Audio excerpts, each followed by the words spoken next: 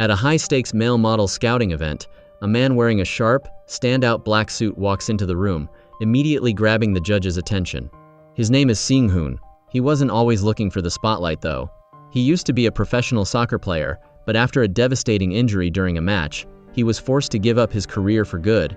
The only female judge on the panel, Chae-rin, looks him up and down, and asks why on earth he is choosing to start a modeling career at his age. You see, Seung-hoon is over 30, making him the oldest contestant there. The judges are openly worried that he's just too old for the industry, but Seung-hoon doesn't back down. He argues that age is just a number. He looks them in the eye and asks, "Does someone over 30 not have the right to be a model?" He tells them he is a fighter, someone who works harder than anyone else. He's been training non-stop, running 10 kilometers every single day. He tells the panel they should trust and invest in someone with his level of grit and raw ambition. Chae-rin just laughs it off. She tells him that even if he somehow won this competition, he'd still need a massive amount of training before becoming a pro, and by then, he'd be way past his prime. The other judges think he's weird and are ready to kick him out. Sensing the rejection, Seung-hoon stops before leaving and drops one final line.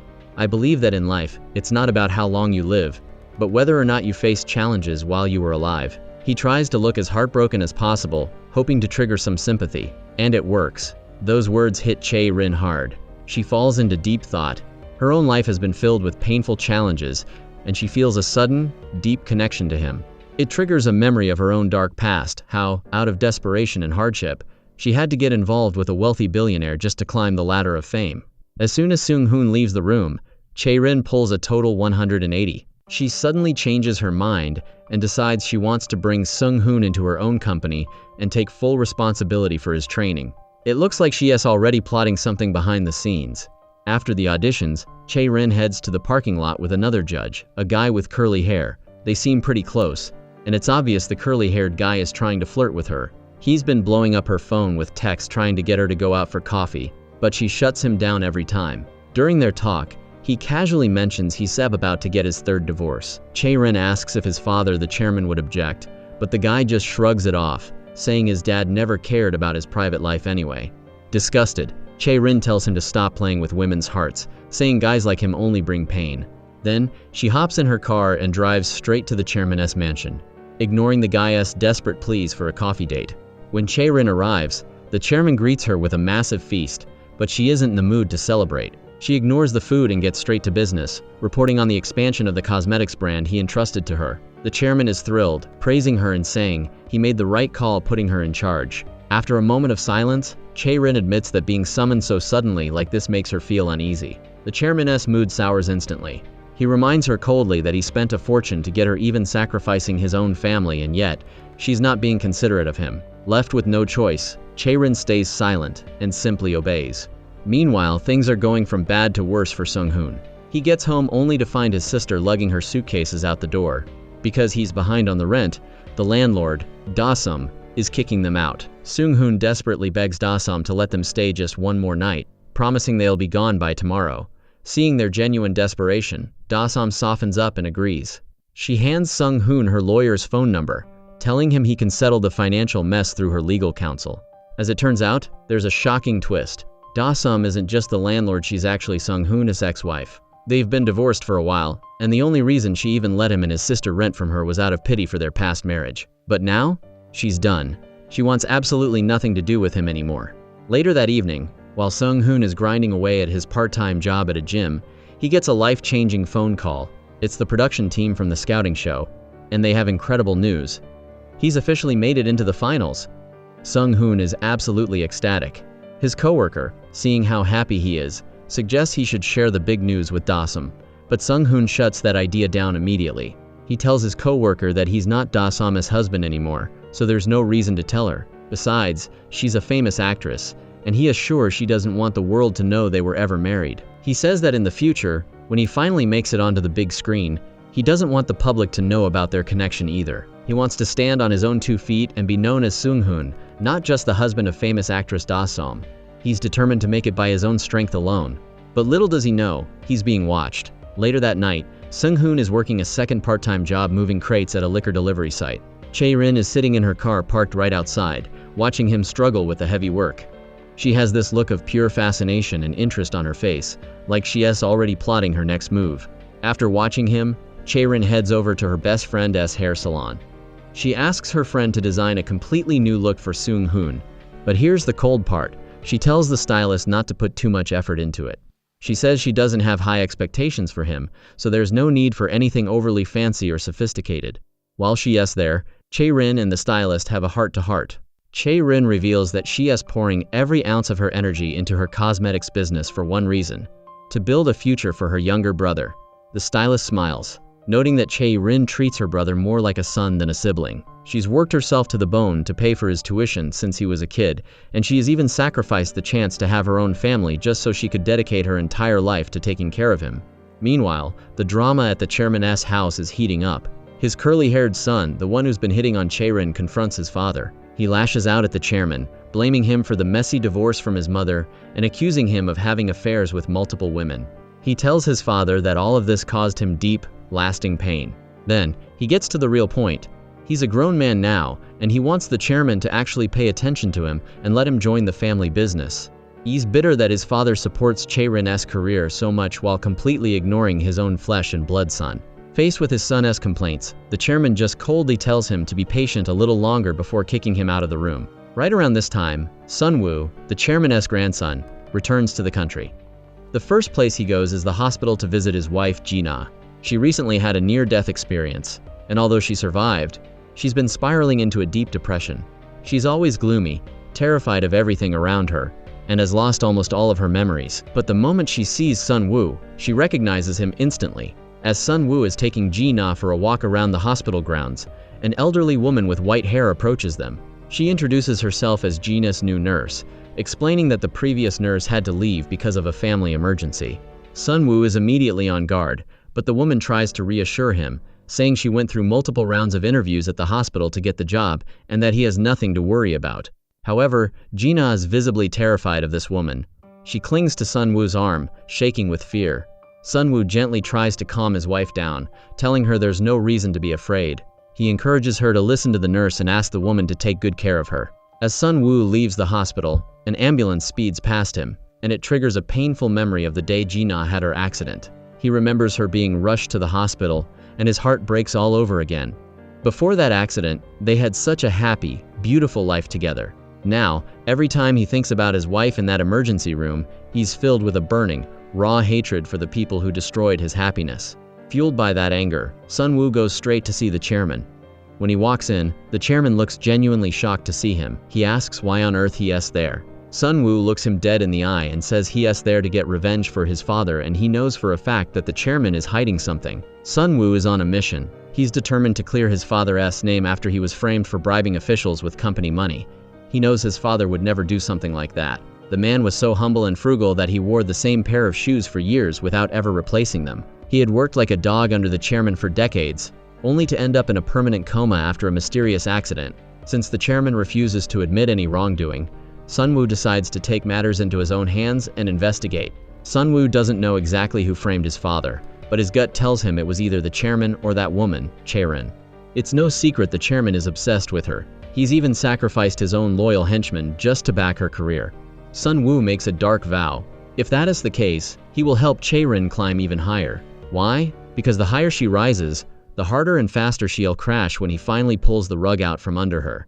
That same night, Sun-woo heads to a private detective agency. He hands over a massive stack of cash and a file full of intel on the chairman's conglomerate and Chae-rin's cosmetics company. He wants the detective to dig up every bit of dirt and corruption connecting the two. Meanwhile, Seung-hoon arrives at the production building and heads straight to Chae-rin's office. The moment he walks in, he finds himself swallowing hard. Chae-rin is sitting at her desk in a total power move, looking incredibly beautiful and sitting in an undeniably seductive way. Seung-hoon tries to shake off his nerves and approaches her to thank her for picking him. Seeing his raw passion, Chae-rin gives him a slight, knowing smile. But here's the thing, she didn't pick him because she thinks he'll win. She picked him to add flavor and drama to the show's lineup. Next, it's time for the glow-up. Seung-hoon is sent to the makeup room for a total transformation. When the stylists are finished, he looks in the mirror and is stunned. He's handsome, charismatic, and looks like a total star, but he almost doesn't recognize the man staring back at him. Chae-rin walks in and gives the makeup artist specific orders. make him look younger and trendier. She pulls Sung-hoon aside and warns him that if he wants to stand out, he has to completely reinvent his image. The hard work begins. Sung-hoon starts training with professional coaches, hitting the gym and mastering the catwalk. Being a former pro athlete gives him a massive edge. Even with his past injury, his physical condition is top tier, and he learns way faster than the other contestants. Chae-rin is beyond impressed with his progress. She drops by the training room to check on him and later asks him to drive her home. During the drive, Chae-rin gets a bit sentimental. She tells Sung-hoon that watching him train reminds her of her own 20 seconds, back when she was practicing her very first catwalk steps. Sung-hoon praises her, saying she has already reached the top and that he really admires her. But Chae-rin's response is chilling. She says she has never felt like she is truly at the peak. For her, every time she hits a new milestone, she just gets greedier for more. She tells him that human greed is a bottomless pit. Before they know it, they've arrived at her house. Chae-rin gets out but tries to linger, asking Seung-hoon to stay and talk to her for a while. He agrees. But right as they're having a good time, his phone starts blowing up. It is his sister calling. Sung-hoon ignores the call, terrified that Chae-rin will notice his complicated life. Suddenly, Chae-rin looks at him and asks in a playful, almost teasing voice, "If you become successful one day, would you want to be with me?" Seung-hoon completely freezes. He's like a statue, totally caught off guard and not knowing how to react. Chae-rin just laughs at his embarrassed face and leads him inside. The luxury of her home is unlike anything Seung-hoon has ever seen. He's wandering around, mesmerized by the opulence, when he stops to look at a painting on the wall. Suddenly, Chae-rin calls out to him. He turns around, and his jaw drops. Chae-rin has changed into a revealing, seductive set of silk pajamas. Sung-hoon just stands there, completely dazed and breathless, unable to take his eyes off her. Inside her luxurious home, Chae-rin invites Sung-hoon for a drink. She pours him a glass and starts digging into his personal life, asking about his family. Sung-hoon keeps it simple, telling her that it's just him and his older sister. Chae-rin doesn't press for more details, but then she does something life-changing. She hands him a black credit card. She tells him to give it his all in the upcoming competitions. To Chae-rin, money is no object. She is more than willing to invest in him, but she leaves him with a chilling warning. "Don't you dare betray me." Sung-hoon can't help but feel a shiver of fear down his spine. Later that night, Seung-hoon walks back to the temporary rental house his sister found. He hasn't forgotten her, bringing home her favorite fried chicken. He shows her the black card, and for the first time, there's a light at the end of the tunnel. He tells her they can finally move out, rent a proper house, and most importantly, they finally have the money for his son's life-saving surgery. His sister suggests they pay back the rent they owe Da-som and move back into their old place. They were both glowing with happiness, thinking their money troubles are finally over. But in this world, nothing is ever that easy. While Sung-hoon is dreaming of a fresh start, Chae-rin is already one step ahead. She's hired a private detective to shadow him, and in a crazy twist of fate, the detective is actually an old senior from Sung-hoon's university days. Chae-rin demands a full, detailed report on Sung-hoon's family. She needs to be 100% sure he isn't playing her or hiding any secrets. The next day, it's time for Seung-hoon's very first professional gig, a high-end photo shoot. The photographer is none other than Sun-woo. During the shoot, Chae-rin keeps barging in, constantly throwing out her own ideas and trying to change Sung-hoon's style. But Sun-woo doesn't have it. He stays completely professional and stands his ground, refusing to budge on the creative vision he's built for Sung-hoon. He looks Chae-rin dead in the eye and tells her that if she doesn't like his way, she's free to cancel the whole collaboration. Chae-rin is fuming. She feels completely disrespected. As soon as the shoot wraps up, Sung-hoon rushes over to apologize to Chae-rin for the tension. Surprisingly, she flashes him a bright smile and tells him she'd never get upset over something so small. She then drops some cold, hard advice. She tells him that the pride he loses during his struggle now will eventually turn into the money and opportunities of his future. Seung-hoon humbly takes her words to heart, promising to swallow his pride and focus entirely on sharpening his skills. When the photos finally come out, Seung-hoon looks absolutely magnetic under Sun-woo's lens. Even the makeup staff is buzzing with excitement, telling Chae-rin she has found a hidden gem. Chae-rin is so satisfied with the results that she goes on a shopping spree, buying a ton of clothes as gifts for the makeup crew. That evening, Sung-hoon heads to an ATM to withdraw cash from the black card to pay back Da-som. When Da-som sees him with that much cash so suddenly, she's immediately suspicious. She's convinced he has done something dirty or illegal to get it. Even though she takes the money, she can't help but mock him. When she hears he's entering a modeling competition, She warns him that the entertainment industry is a shark tank and tells him to watch his back. Sung-hoon doesn't argue. He just calmly tells her he knows exactly how terrifying that world is and that he's mentally prepared for whatever comes his way. Then, the conversation turns heavy. Da-sum asks about their son, Jin-young. The poor boy is seriously ill. In the past, they both scraped money together for his hospital bills, but now he needs a massive amount for a major surgery. Before she leaves, Da-sum takes one last jab at him, telling him to stop living in a fantasy world and just focus on making enough money to save their son. What they don't realize is that they aren't alone. A man is sitting just a few feet away, watching their every move. It's Chae-rin's detective, and he's caught the whole secret meeting on camera. Fast forward to the day of the grand finals for the modeling competition. Sung-hoon is getting ready, and Chae-rin is right there with him. But as they were going over the final details, a young guy suddenly bursts into the room and throws his arms around Chae-rin. They hug each other with such intense, intimate affection that Sung-hoon is left standing there, feeling incredibly awkward and uncomfortable. Without much explanation, Chae-rin tells Sung-hoon to leave the room so she can have some private time with the mystery man. Sung-hoon leaves the room with a heavy heart, feeling a wave of disappointment. He's convinced that the young man he just saw is Chae-rin's secret lover. But here's the real story. That guy is actually Jung-min, Chae-rin's most beloved younger brother. He just got back from abroad, and Chae-rin immediately suggests that he join the company to help her manage the business. He happily agrees, and the two siblings share a moment of genuine laughter. But the good mood doesn't last long for Chae-rin. Back at home, her detective drops a bombshell. Sung-hoon was married to Da-sum.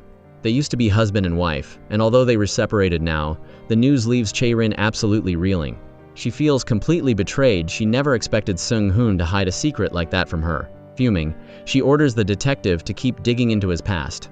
Right then, Chae-rin gets a call she can ignore. It's the chairman. He summons her to his luxury hotel penthouse, demanding that she serve him since he's free for the night. Chae-rin is disgusted deep down, but she has no choice. She goes. In front of the chairman, she transforms into a perfectly obedient girl, even giving him a massage to stay on his good side. She thanks him, telling him that if it wasn't for his help, she and her brother wouldn't even be alive today.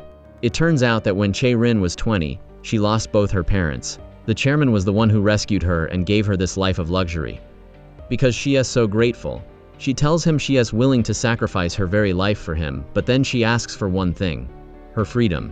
The chairman loses it. He tells her angrily that her freedom isn't something she gets to decide. He lets her leave for the night but warns her that this is far from their last meeting. Chae-rin bows and leaves without a word, but inside, she's already plotting his downfall. It turns out she's been recording their entire conversation as evidence to use against him later. She's officially looking for a way to get rid of the old man. Meanwhile, over at the hospital, Sun-woo's father is in critical condition. The doctors deliver the grim news: he could pass away at any moment. Sun-woo leaves the room feeling utterly broken and helpless. As he's wandering aimlessly through the hospital hallway, he accidentally bumps into a little boy. That boy is Jin-young, Sung-hoon's son. Sun-woo kindly helps the boy up and tells him to be more careful before walking away. Just moments later, Sung-hoon arrives to visit Jin-young. He picks his son up and takes him for a walk. Heartbreakingly, Jin-young still believes his dad is a superstar soccer player. The little boy tells his dad that he wants to get well quickly so he can learn to play soccer, join the national team just like him, and earn enough money to buy a house for his parents. Hearing his son's innocent, pure words warm Seung-hoon's heart, even though he knows he can never make that specific dream come true. In another part of town, Da-sum is meeting with the chairman's curly-haired son at a restaurant. They clearly have some sort of shady connection. Da-sum asks him if he can use his contacts to find a specialist in the U.S. to treat Jin-young's rare illness. The man says he can find a doctor, but he warns her it won't be easy. He looks her in the eye and tells her that if she wants his help, she has to do everything he says. Desperate to save her son, Da-sum agrees to the deal.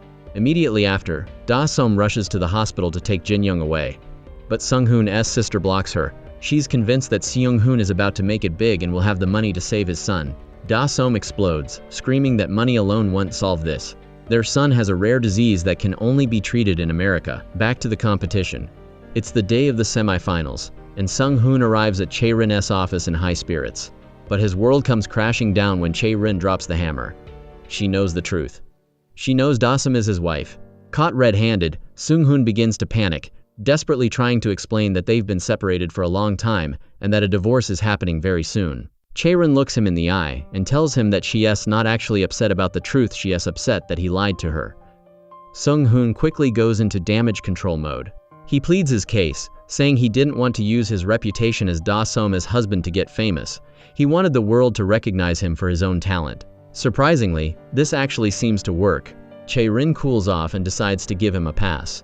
She looks at him one more time and asks, "Is there anything else you're hiding from me?" Seung-hoon hesitates for a split second, then looks her in the face and says, "No, nothing." Chae-rin seems to buy it, and the two head toward the recording studio. On the way, Chae-rin's crew runs into the curly-haired guy's team. The tension in the hallway is thick enough to cut with a knife. There's clearly some major bad blood between them. After the crowd clears out, Sun-woo and the curly-haired guy are left standing face to face. Sun-woo warns him to think twice about his actions because, in this world, you reap what you sow. The curly-haired guy just laughs it off, acting like Sun-woo is trying to lecture him. Sun-woo just gives a chilling smile and walks away. Later that day, it's finally time for the semi-finals. The stakes are sky high, because the winners are chosen by a public vote. Only the top two contestants will move on to the grand finale, and guess what? Seung-hoon makes the cut. Back at home, his sister and his son, Jin-young, are watching the TV, and when they hear his name, they jump up, cheering and screaming for joy. To celebrate the big win, Chae-rin takes the whole team out for a victory dinner. Everyone is drinking, laughing, and making a pact to do whatever it takes to help Sung-hoon take home the crown. They raise their glasses for a toast, but suddenly, Chae-rin's phone buzzes. She reads a text and her face goes cold. She rushes out of the party and heads straight back to her office. It's the detective. He's there to drop the results of his deep dive investigation.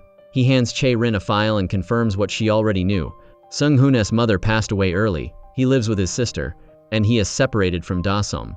But then comes the second bombshell. The detective looks at her and says, he also has a 6-year-old son who is currently in the hospital. Chae-rin's fist clenches so hard her knuckles turn white. She opens the folder and stares at the photo of the boy. She can believe it, Seung-hoon lied to her for a second time. To her, it feels like he is treating her like a fool. But instead of exploding, she goes back to the party and acts like nothing happened. She's a pro at wearing a mask. She calmly walks up to Sung-hoon, tells him not to drink too much, and hands him a glass of plain water. Right at that moment, Sung-hoon gets a text from his sister, asking when he's coming home to celebrate with her and his son. But Seung-hoon, caught up in the high life, texts back saying he's too busy to come home. His sister has to break the news to little Jin-young. The poor boy looks devastated as he sits there alone, blowing out the candles on the cake he had prepared for his dad. The next morning, Sun-woo confronts the chairman again. He reveals that he's done his homework and knows Chae-rin's cosmetics company is actually being funded by the chairman's private money. He mocks the chairman, calling it an investment in lust rather than a real business move. The chairman doesn't deny it. He just arrogantly claims that everything is in the palm of his hand and he controls it all. Sun-woo isn't intimidated. He officially declares war on the chairman.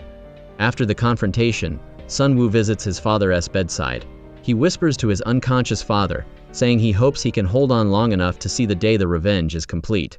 Then, he pulls out his phone, calls an unknown person, and says 2 words, "Begin now." It looks like his master plan for revenge is officially in motion.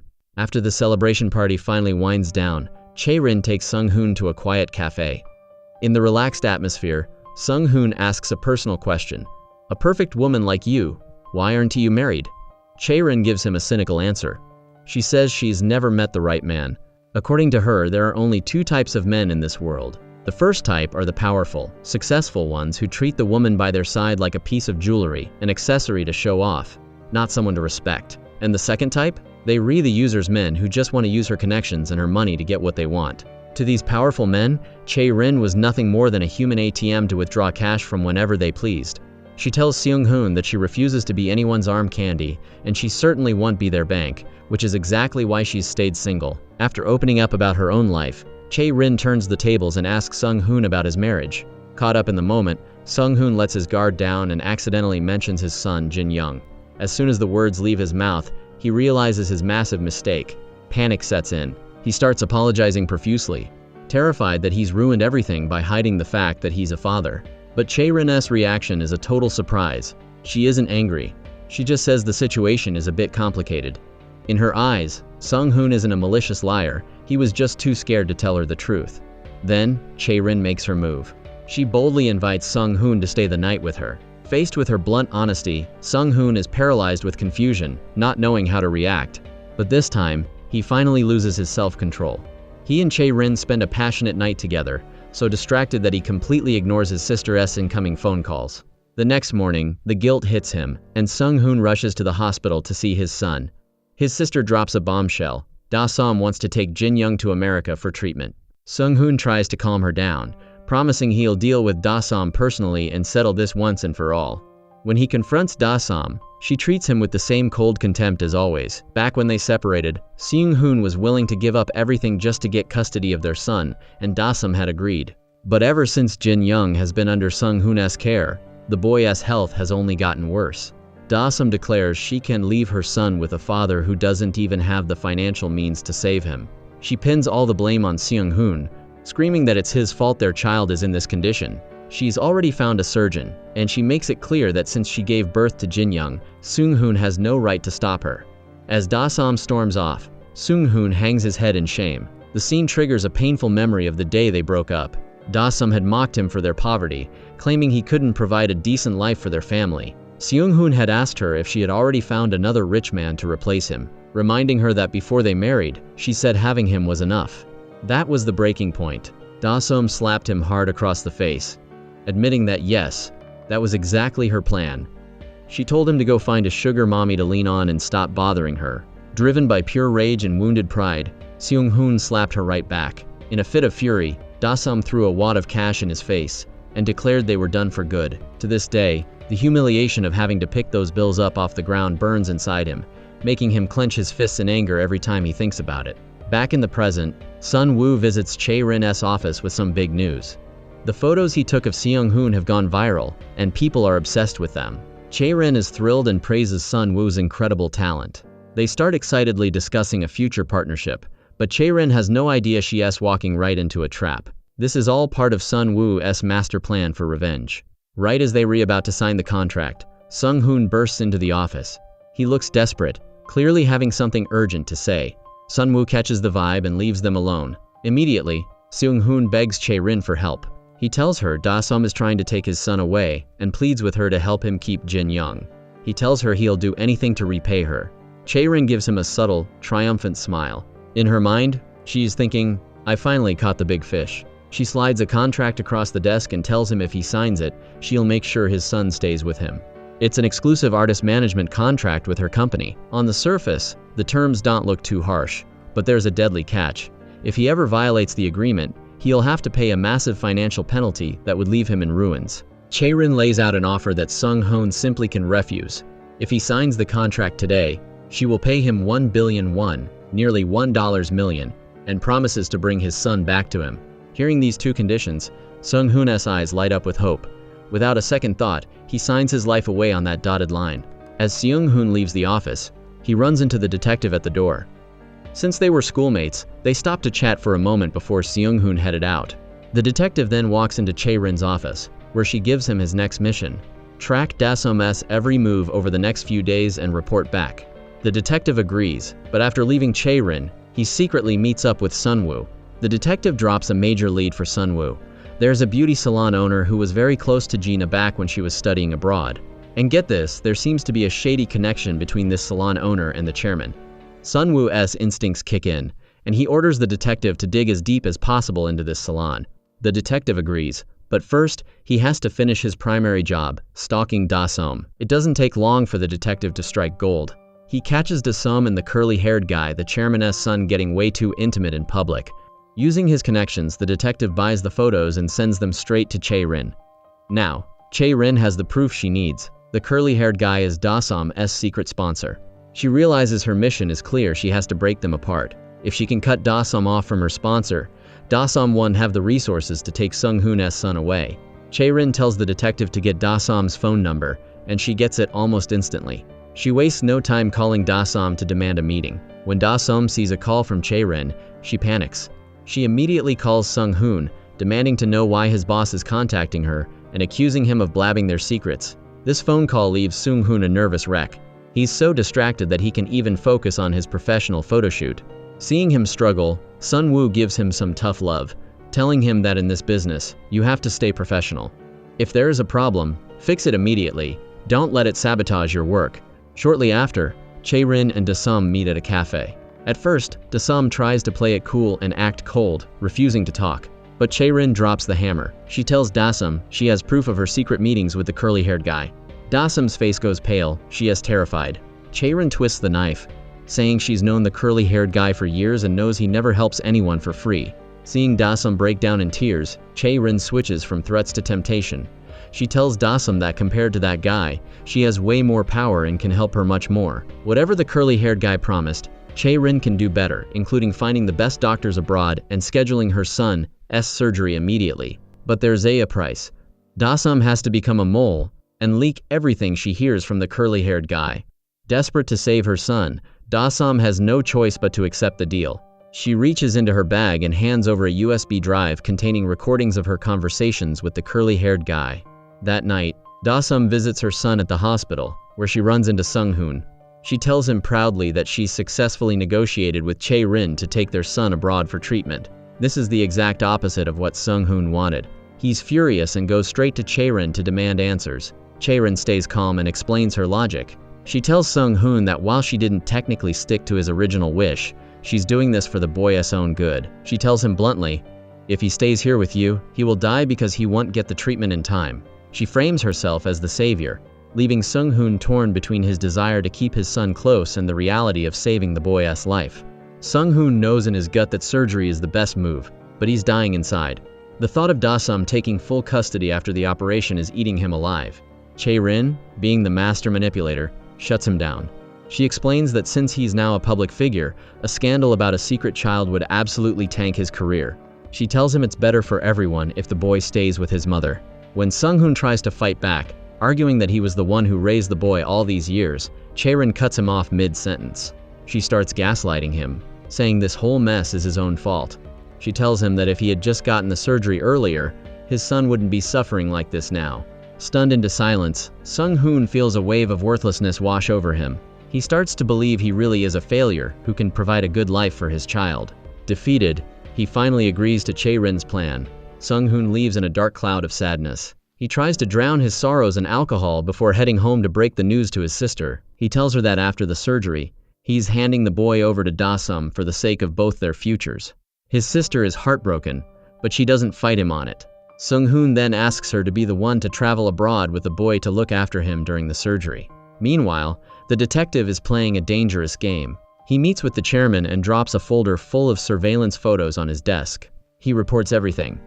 Sung-hoon's living situation, his secret 6-year-old son with the actress Da-sum, and their separation. But the real kicker? He tells the chairman that Sung-hoon and Chae-rin have been spotted together constantly and that their relationship is getting serious and that Chae-rin is even pushing him to finalize his divorce. The detective warns the chairman that he needs to step in and interfere before things get out of hand. Unaware that her every move is being reported, Chae-rin is drinking alone at a bar. Suddenly, Sun-woo appears and slides into the seat next to her.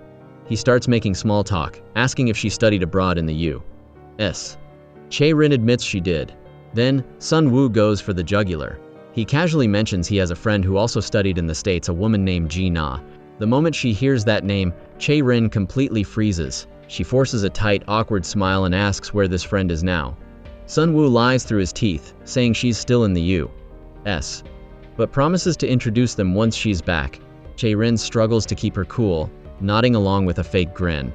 It's becoming clear that Chae-rin and Sun-woo's wife, Ji-na, have a very dark history together. The next day, Chae-rin summons the curly-haired guy to her office. She doesn't hold back. She reveals she knows everything about his sponsorship deal with Da-sum. When she plays the recordings and shows him the photos, the guy realizes he is trapped. Chae-rin threatens to expose him, saying she'll tell the world he is exploiting a sick child's situation for his own personal gain. She tells him this scandal will burn his company to the ground. If he wants her to stay quiet, he has to agree to her terms. He must drop out of the model competition and hand the victory to Sung-hoon. Fuming but powerless, the curly-haired guy has no choice but to swallow his pride and accept the deal. Elsewhere, the detective meets Sung-hoon at a bar for a heart-to-heart. He leans in and offers Sung-hoon a shady deal. He wants to set him up with a wealthy socialite. He promises it's low maintenance, they'd only meet twice a month, and in exchange, Sung-hoon would get a massive allowance. He tells Sung-hoon that if this lady likes him, He won't just be a model, he become a massive star. Seung-hoon tries to play the good guy, saying he has a wife and son, but you can see it in his eyes he's tempted. The lure of easy money and fame is starting to crack his morals. The detective tells him to think it over and decide soon. Back at the hospital, Sun-woo is visiting his wife, Ji-na. Suddenly, she has a violent psychological breakdown. She starts shaking and screaming, "I was wrong. Please, don't hurt me." Her sheer terror hints at a dark secret that is about to explode. Sun-woo knows exactly who is behind his wife's trauma. It's the curly-haired guy. He immediately tracks him down, and the two face off at a bar. The curly-haired guy, knowing Sun-woo is currently working for Chae-rin, actually has the nerve to try and poach him, offering him a job at his own company. Sun-woo shuts him down with pure rage. He knows this man is rotten to the core and is clearly plotting something. Plus, he can never forgive him for what he did to Ji-na. But here's the most disgusting part. When Sun-woo confronts him about hurting Ji-na, the guy doesn't show a single ounce of remorse. He just makes pathetic excuses and refuses to take any responsibility for the hell he put her through. Meanwhile, Da-sum is on a movie set, but she can't focus. She keeps playing back her conversation with Chae-rin. You see, Chae-rin gave her a brutal ultimatum. If she wants help for her son's illness, she must divorce Seung-hoon. This makes Da-sum's intuition kick in. She starts to suspect that the relationship between Chae-rin and Seung-hoon is way more personal than it looks on the surface. Then comes the big night, the grand finale of the modeling competition. Since the curly-haired guy was forced to drop out, Seung-hoon officially became the champion. Overnight, the media goes into a frenzy, labeling him a monster rookie. They recalling him a rare talent who reached the pinnacle of the industry the moment he stepped in. The curly-haired guy is absolutely fuming. He's bitter because he knows that if he hadn't been blackmailed into quitting, that trophy would be his. He corners Seung-hoon at the TV station and starts hurling insults at him. And things get physical. He actually starts attacking Seung-hoon. Luckily, Sun-woo shows up just in time to shut it down and get Seung-hoon out of that mess. When Chae-rin hears about the fight, she's terrified for Seung-hoon. She warns him to be careful, telling him he has to protect his moneymaker, that handsome face of his. Touched by her concern, Seung-hoon pulls her into a tight embrace, promising to pay back her affection in the future. Watching his sweet talking, Chae-rin looks genuinely happy and satisfied. Back at the office, Sun-woo gets a high-stakes call from his detective. The news is massive. The detective discovered the chairman is involved in a top-secret deal with a congressman, and it's directly linked to the death of Sun-woo's father. To make matters worse, the surveillance footage from the scene of the accident was completely wiped. The detective warns Sun-woo that this goes all the way up to the political elite, and they can't afford to be reckless. Sun-woo is frustrated, but he knows he has to play the long game. Right as he hangs up, Chae-rin walks in to check on the drama from earlier. Sun-woo plays it down, calling it a minor scuffle.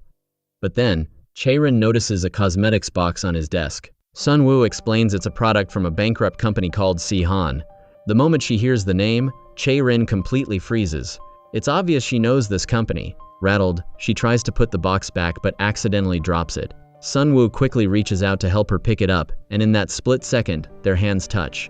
Suddenly, sparks fly. They lock eyes in a moment of intense, romantic tension. Flustered, Chae-rin quickly says her goodbyes and rushes out. But the night isn't over. After work, Sun-woo goes back to investigating his own house. He manages to get into his late father's computer, and in a hidden folder, he finds a video that changes everything. It's surveillance footage from inside their home, and it captures the horrific moment his father was attacked and left collapsed on the floor. Sun-woo is re-watching the footage of his father's attack, and even though the attacker's face is covered, he notices a smoking gun, a distinct scar on the man's hand. Sun-woo's gut tells him that the attacker wasn't the chairman, but someone his father actually trusted. Now, his suspicions about Chae-rin are hitting an all-time high. He can stop thinking about her terrified reaction when he mentioned his father's bankrupt cosmetics company. Was she hiding something? He also remembers that spark between them when they touched, how her eyes suddenly lit up with a seductive, captivating look. It reminds him of the detective's warning. Chae-rin is no ordinary woman. She's a master at manipulating men. And while she can fake an entire personality, her eyes are the one thing that can not lie. Sun-woo starts to wonder if Chae-rin is far more dangerous than she looks, and if his father had also fallen under her spell before his accident. The next day, as Sun-woo arrives at the office, he spots a guy in a jacket and a soccer cap rushing past him. It's Dong-min, Chae-rin's brother. Sun-woo's eyes lock onto the guy's build and, more importantly, the scar on his hand. It's an exact match for the man in the video. Sun-woo immediately goes into pursuit mode. He chases Dong-min toward the elevator, then sprints up the stairs to cut him off, but Dongmin is too fast. Sunwoo loses the trail. Meanwhile, Dongmin enters the company to start his new job. But here's the catch. He's working undercover as a regular employee, keeping his identity as Chae-rin's brother a total secret. That evening, when Chae-rin gets home, Dongmin is acting incredibly cold and irritated. He's fuming because he found out she has a new boyfriend. Chae-rin is confused. She tells him that as her brother, he should be happy for her. Why the anger? But Dongmin's feelings are way more intense than just protective. He actually lurks outside Chae-rin's bedroom door, eavesdropping on her intimate phone call with Seung-hoon. Hearing them exchange sweet talk sends him into a blind, jealous rage. He can stand the idea of sharing her. In his twisted mind, Chae-rin should belong only to him. Then comes the dark revelation. We see a flashback of Dongmin attacking a man to protect his sister. That man was Sunwoo's father. Across town, Da-sum finishes a shoot and calls Seung-hoon with a cold reality check. She tells him to pack their son's things for the trip abroad and demands they finalize their divorce immediately. Seung-hoon hesitates. He isn't ready to let go of her so soon. But Da-sum drops a truth bomb. This isn't just her idea. Chae-rin demanded the divorce.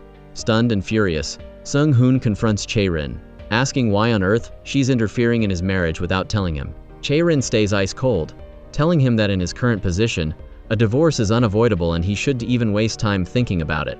Later, Seung-hoon goes to Da-sum's house to see his son before the trip. Being there makes him incredibly nostalgic and regretful. He tells Da-sum how much he misses the good old days, back when they were poor but happy and full of warmth. He laments that they got so caught up chasing luxury that they ended up losing each other. He tearfully apologizes and begs for a second chance, but Da-sum shuts him down. She tells him the fire is gone, she doesn't love him anymore. She tells him to stop living in a fantasy, let the past go, and treasure Chae-rin, because Chae-rin is the one who actually loves him now. Seung-hoon is crushed, realizing there's no way back. The next day, Da-sum meets with Chae-rin to finalize the deal for her son's surgery. Chae-rin lays down her final, brutal condition. From this moment on, Da-sum must cut all ties with Seung-hoon and his family forever. It's a heavy price to pay, and Da-sum hesitates, but for her son's life, she agrees. Chae-rin then slides one final contract across the table, waiting for the signature that will change everything. As Da-sum looks over the final contract, her eyes widen. The penalty for breaching the agreement is absurdly high. It is practically a financial death sentence. She immediately protests, but Chae-rin remains ice cold. She tells Da-sum that as long as she follows the rules, she'll never have to pay a dime. Da-sum is still worried, though. She asks, "What if my son suddenly gets sick? Am I not even allowed to contact my own child?" Chae-rin doesn't flinch. "If that happens, you contact me first. I am the one who makes the decisions now." Then Da-sum asks the question that's been burning in her mind. When exactly did your relationship with Seung-hoon start? Why him, of all people? Chae-rin's answer is simple. It was love at first sight. Da-sum can't wrap her head around it. Chae-rin could have any powerful, successful man she wants. So why is she so obsessed with Seung-hoon? Chae-rin just smiles and says he has a special charm that she finds irresistible. She's ready to dive headfirst into this relationship, no matter the cost. Da-sum is speechless. She realizes the bitter irony. She needs money more than she needs Seung-hoon, while Chae-rin is willing to throw away everything just to have him. With a heavy heart, Da-sum signs the contract and walks away. Leaving the building, Da-sum is a mess of emotions. She starts questioning if she ever truly loves Seung-hoon at all. Lost in thought, she trips and stumbles on the sidewalk. Suddenly, the curly-haired guy, the chairman's son, appears out of nowhere and catches her. He takes her to a cafe and starts his sales pitch again. He begs her to divorce Seung-hoon and stay with him, promising her a life of luxury and happiness. He drops a heavy envelope full of cash on the table as a down payment. Da-sum is conflicted and uneasy. She doesn't say yes, but she doesn't say no either. She takes the money and tells him she'll consider it before leaving. Back at home, Da-sum pours her heart out to her younger sister. She's torn between two lives, accepting the wealthy life with the curly-haired guy or continuing her current struggle and heartache. Her sister stays supportive, telling Da-sum she'll stand by whatever choice she makes. The next day, Da-sum is at the TV station for a shoot when she runs right into Seung-hoon. The man she used to look down on is now a massive star. Seeing his success makes her blood boil with irritation. She can help but be sarcastic, warning him, "This industry isn't as easy as you think. You better watch your step." Seung-hoon just politely thanks her for the advice and walks away. It's official, the bridge between them is burned. Deep down, Da-sum is burning with jealousy. She hates that Chae-rin is the one by his side now. Despite the cold front she puts up, it's clear she still has lingering feelings for her ex.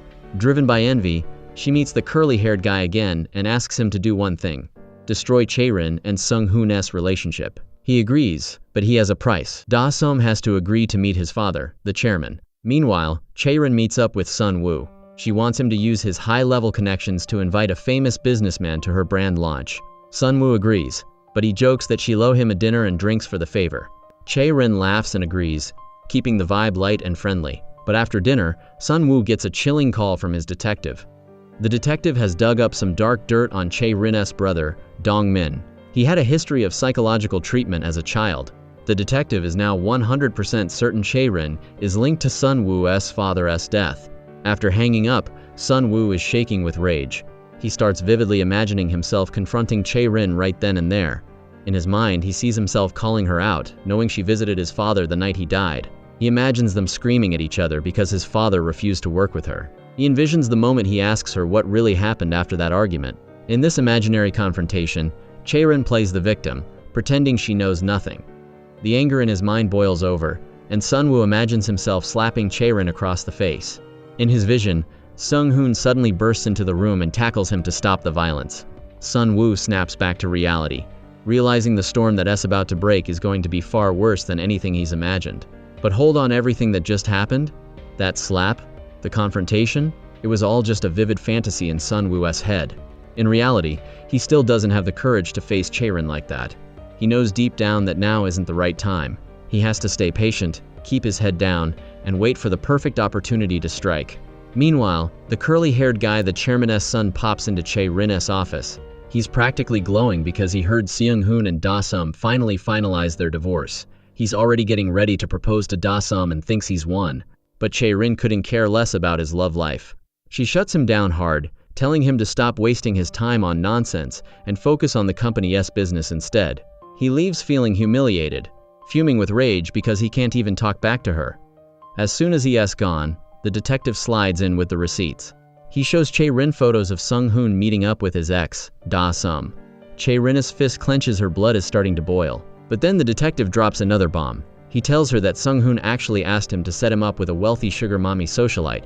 Hearing this, Chae-rin is absolutely livid. But then, the sun goes down, and her mood pulls a total 180. She starts thinking about Seung-hoon's sweet words and all those adorable moments they shared, and she gets so excited she feels like she's melting inside. But then, the detective's voice pops back into her head.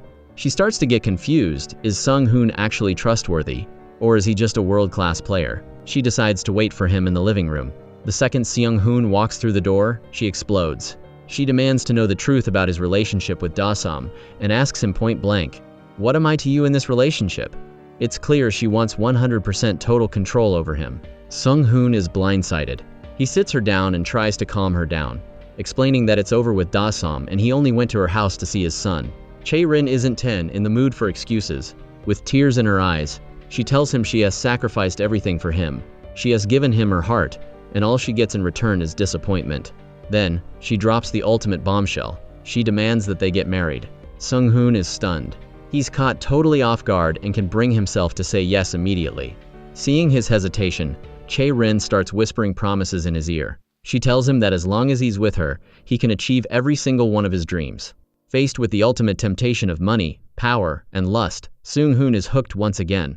He goes home and tells his sister that he's officially marrying Chae-rin. He tells her it's a business move, a way to secure their future, and pay for his son's medical bills. His sister is shocked and worried about how this will affect the little boy, but Sung-hoon shuts her down. He tells her that whether or not he actually loves Chae-rin doesn't matter. What matters is that this is their one-way ticket to a new life, and they have to grab it with both hands. Once Sung-hoon agrees, Chae-rin doesn't waste a second. She decides the wedding is happening this month. It's an insane, rushed timeline, but Sung-hoon doesn't dare complain. He's just following Chae-rin's lead now. Chae-rin even calls Sun-woo and asks him to be their official wedding photographer. Of course, the detective immediately reports this news to the chairman. The chairman has an unexpectedly violent reaction. He flat out forbids Chae-rin from having Sun-woo take the photos. Chae-rin is completely baffled. What did Sun-woo do to deserve this kind of hate? But seeing the chairman's intense rage, she has no choice but to back down and obey. Over on the other side, Sun Woo is asking the detective about the rumors of Chae-rin and Sung-hoon's marriage. The detective puts on an Oscar-winning performance, acting totally surprised and lying through his teeth, pretending he had no idea even though he was the one who just told the chairman. Sun Woo falls for it completely. He trusts the detective and asks him to keep digging into the relationship between Chae-rin and the curly-haired guy. While Chae-rin is lost in the clouds, dreaming about her big wedding day, her brother Dong-min is watching from the shadows, and he absolutely, 100% hates Sung-hoon's guts. Sung-hoon tries to play the nice guy and act like a brother to Dong-min, even putting food on his plate. But this completely backfires. Dong-min snaps. He goes into a full-blown meltdown, screaming at the top of his lungs, accusing Seung-hoon of being a gold digger who asks only after Chae-rin's money. He demands that Seung-hoon get out of his house immediately. Chae-rin is caught right in the crossfire, desperate to calm her brother down. But Dong-min is so triggered that his old illness flares up. He gets so dizzy and overwhelmed that he can't even stand straight. Chae-rin tries to reassure him that Sung-hoon is the only person she wants to marry, but Dong-min refuses to listen. He's obsessed. He tells her he won't share his sister with anyone. Then, he drops the ultimate ultimatum. If only one person can stay in this house with you, who are you choosing, him or me? Chae-rin breaks down, sobbing as she hugs her brother, unable to give him an answer. Meanwhile, the plot thickens. A wealthy socialite friend visits the chairman and gets invited to play ball with the curly-haired son. During a break, the son begs his father for the millionth time to let him into the family business. Again, the chairman shuts him down, but the socialite friend is sharp. She picks up on a secret vibe. She realizes the chairman has a hidden agenda. He isn't planning to leave the company to his son or Chae-rin. She immediately spills the tea to Chae-rin. When Chae-rin hears this, she spirals into a panic.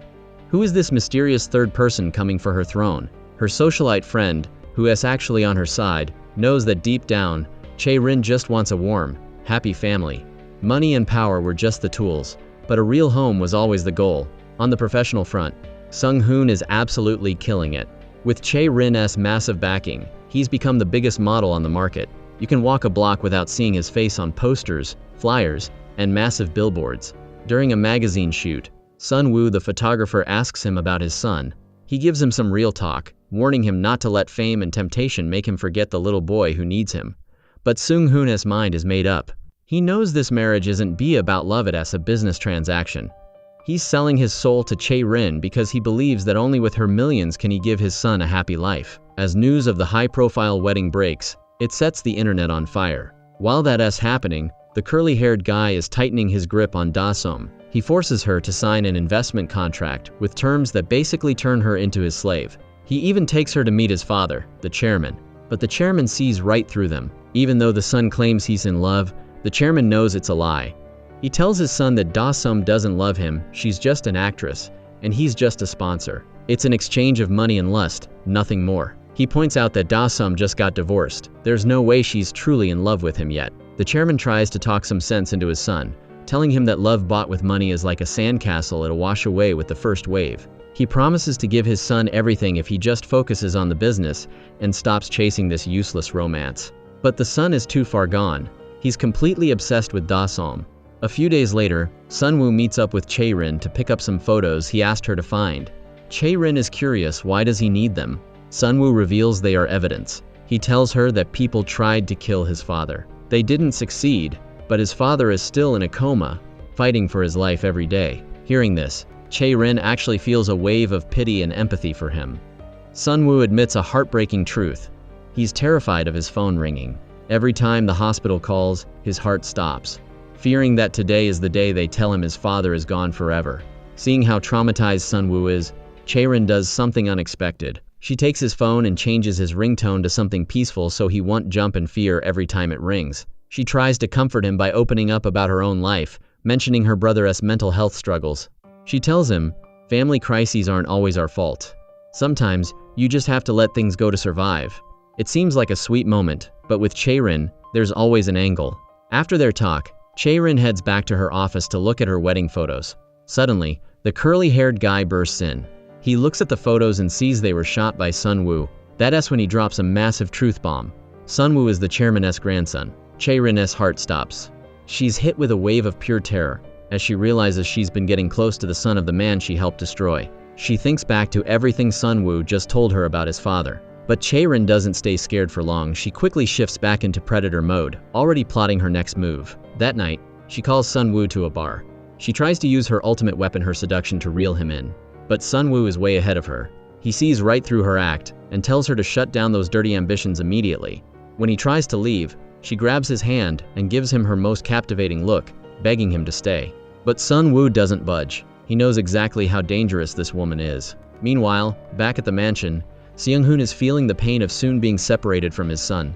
He decides to invite his sister and his boy over to Chae-rin's house for a visit. But when Chae-rin walks in and sees them, she's livid. She pulls Seung-hoon aside and screams at him for having no manners, accusing him of bringing uninvited guests without permission. But Seung-hoon isn't a pushover anymore. He snaps back, telling her that if she wants to talk about manners, she should look at her own brother, who literally cusses at him in English. Seung-hoon is starting to feel suffocated and controlled, and he is reaching his breaking point. As Seung-hoon walks downstairs, he finds Dong-min shouting orders at his sister, treating her like a servant and demanding she cook for him. Seung-hoon loses his temper. He tells his sister to ignore the brat and shoves Dong-min to the ground. A full-blown brawl breaks out. The two men are throwing punches, and Seung-hoon's sister is screaming for them to stop, but they won't quit until Chae-rin comes out and yells for them to knock it off. Fuming, Seung-hoon takes his family and leaves the house to get away from the toxic environment. Still, Chae-rin doesn't trust him. She has the detective shadow him to see if he is doing anything behind her back. When the detective reports that Seung-hoon is clean, she finally breathes a sigh of relief. But here's where it gets juicy. As soon as he leaves Chae-rin, the detective meets Sun-woo. He reveals a dark secret. Chae-rin has a secret high-level sponsor. This mystery man has been funneling massive amounts of cash into her life. If this leak gets out, Chae-rin is finished. On top of that, the detective found evidence that Chae-rin used dirty tricks to take over other cosmetics companies in the past. Sun-woo wants a name. Who is the sponsor? The detective doesn't know for sure, but he's certain it is someone with massive wealth and power, either a CEO or a top-tier politician. Sun-woo thinks for a second, and the pieces finally click together. He realizes there's only one candidate, the chairman. Sun-woo rushes to confront his grandfather. But before he can even speak, the chairman starts bragging about his rags to riches success story. Sun-woo knows the truth, though. He knows the chairman's secret sauce was stepping on the weak to climb to the top, and his father was one of those victims. The chairman doesn't even deny it. He coldly tells Sun-woo that this is simply the law of the ruler. He says a real leader must have the vision to make sacrifices for the greater good. To him, destroying Sun-woo's father was just a necessary business move. When Sun-woo brings up the million-dollar question, who exactly is the chairman going to pick as his successor? The old man just laughs. He looks Sun-woo in the eye and says that if he wants it, Sun-woo himself could be the next heir. Sun-woo finds the whole thing laughable and immediately takes his leave. The next day, the chairman pays a surprise visit to Chae-rin's company. He starts by praising her for how well she's grown the business. But then, his eyes land on the wedding photo of Chae-rin and Seung-hoon sitting on her desk. He picks it up, looks at it coldly, and remarks that she must be very happy before slamming it back down. He asks if she regrets her decision to leave him.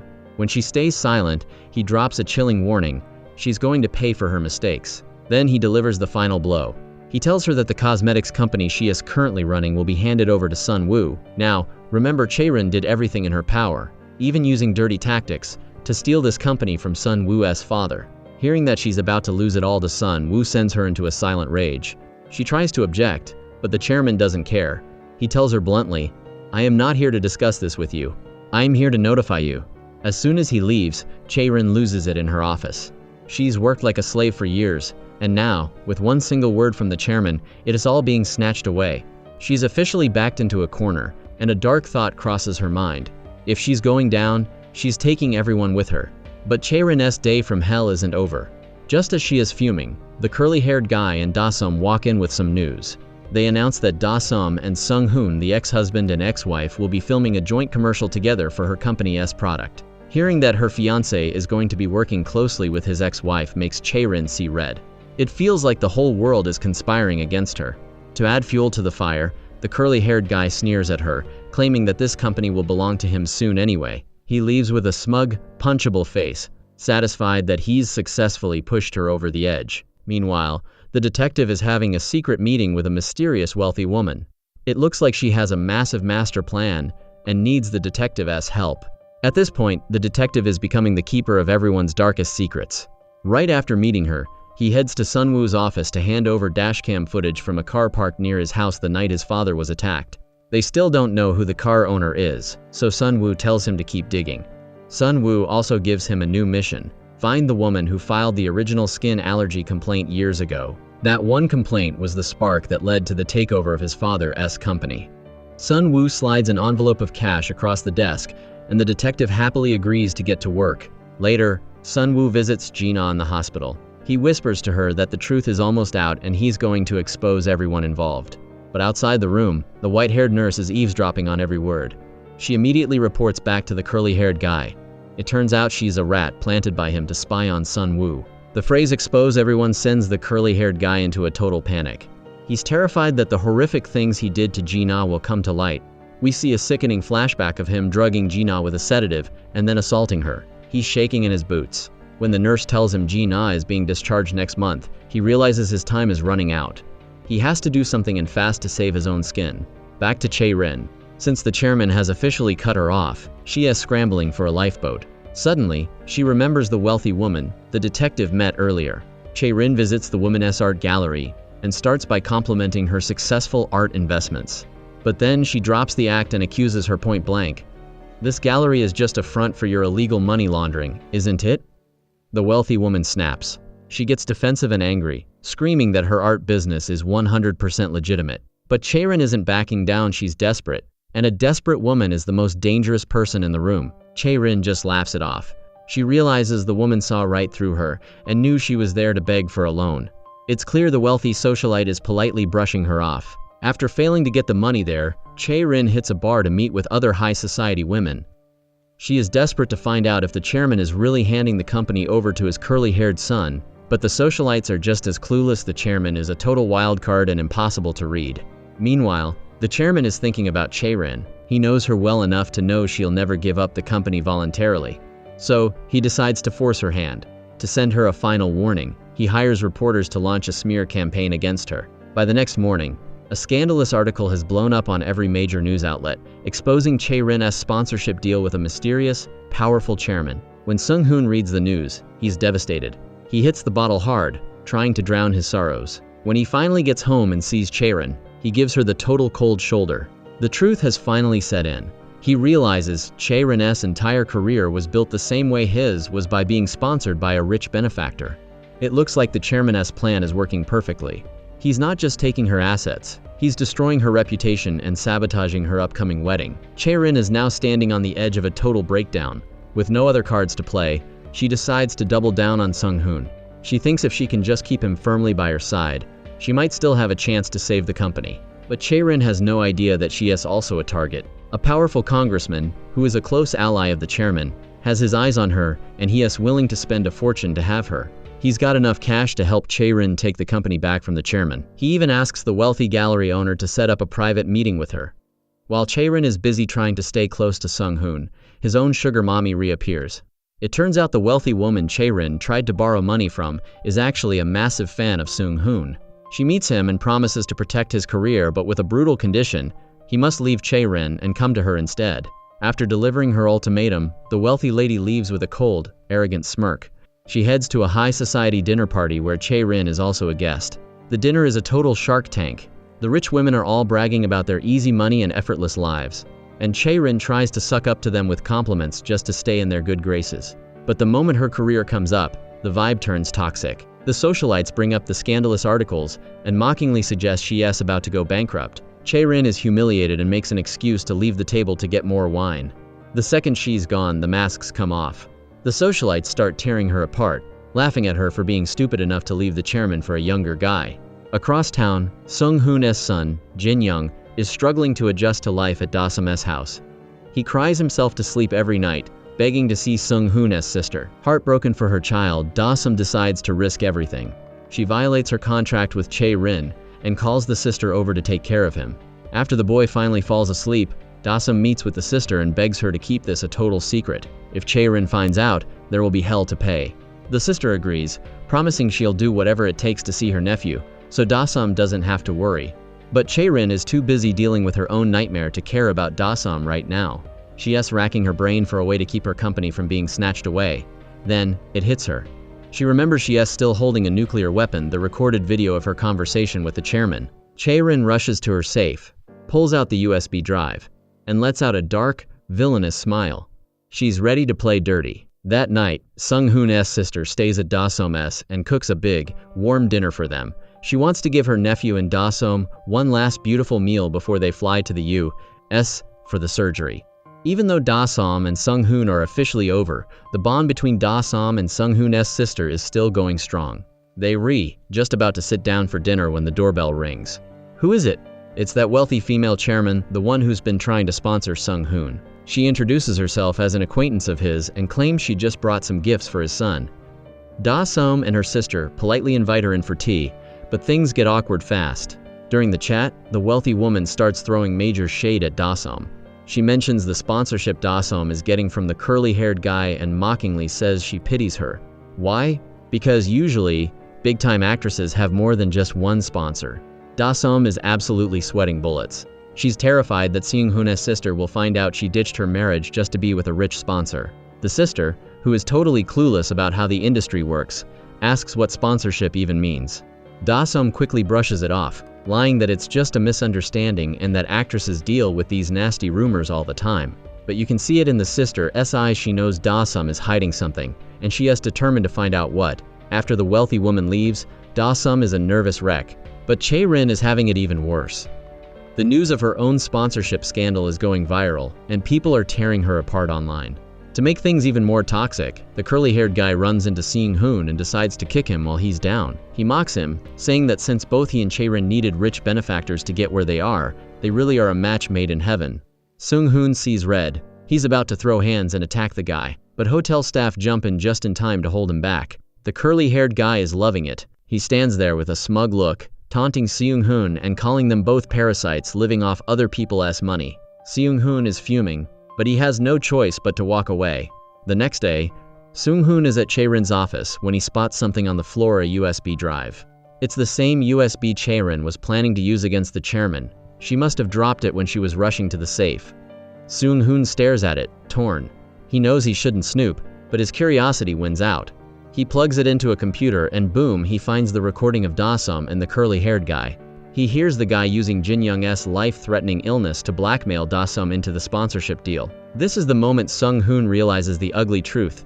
Da-som has a sponsor too. He remembers how the curly-haired guy mocked him for being sponsored by Chae-rin, and yet the guy was doing the exact same thing with his ex-wife. He remembers the detective's words, "No one gets famous without a sponsor."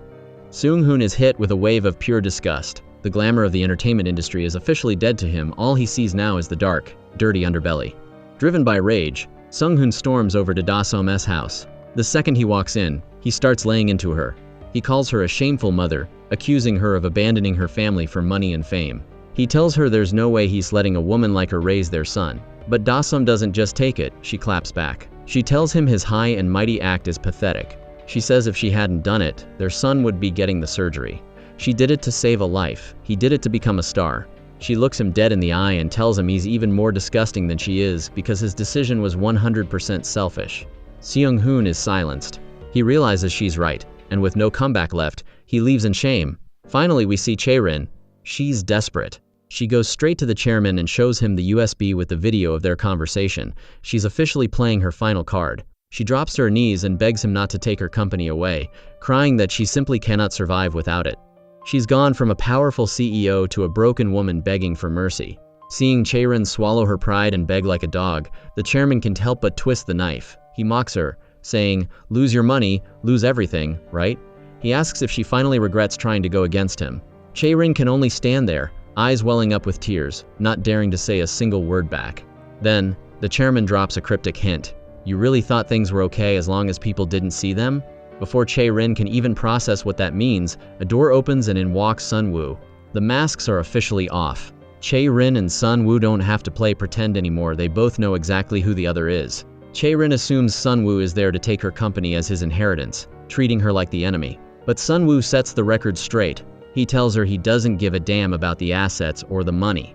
All he wants is to know exactly how his father was destroyed. Even if he loses the company, he's going to expose the person who killed his father. Meanwhile, Sung-hoon loses his cool. He storms onto the set of Da-sum's commercial and starts screaming at the curly-haired guy for his indecent behavior with his ex-wife. The curly-haired guy doesn't even flinch. He casually admits he's a scumbag and tells Sung-hoon it's none of his business. Furious, Sung-hoon declares he is taking his son back and will handle the medical treatment himself before walking off. Da-sum chases him out, trying to talk sense into him.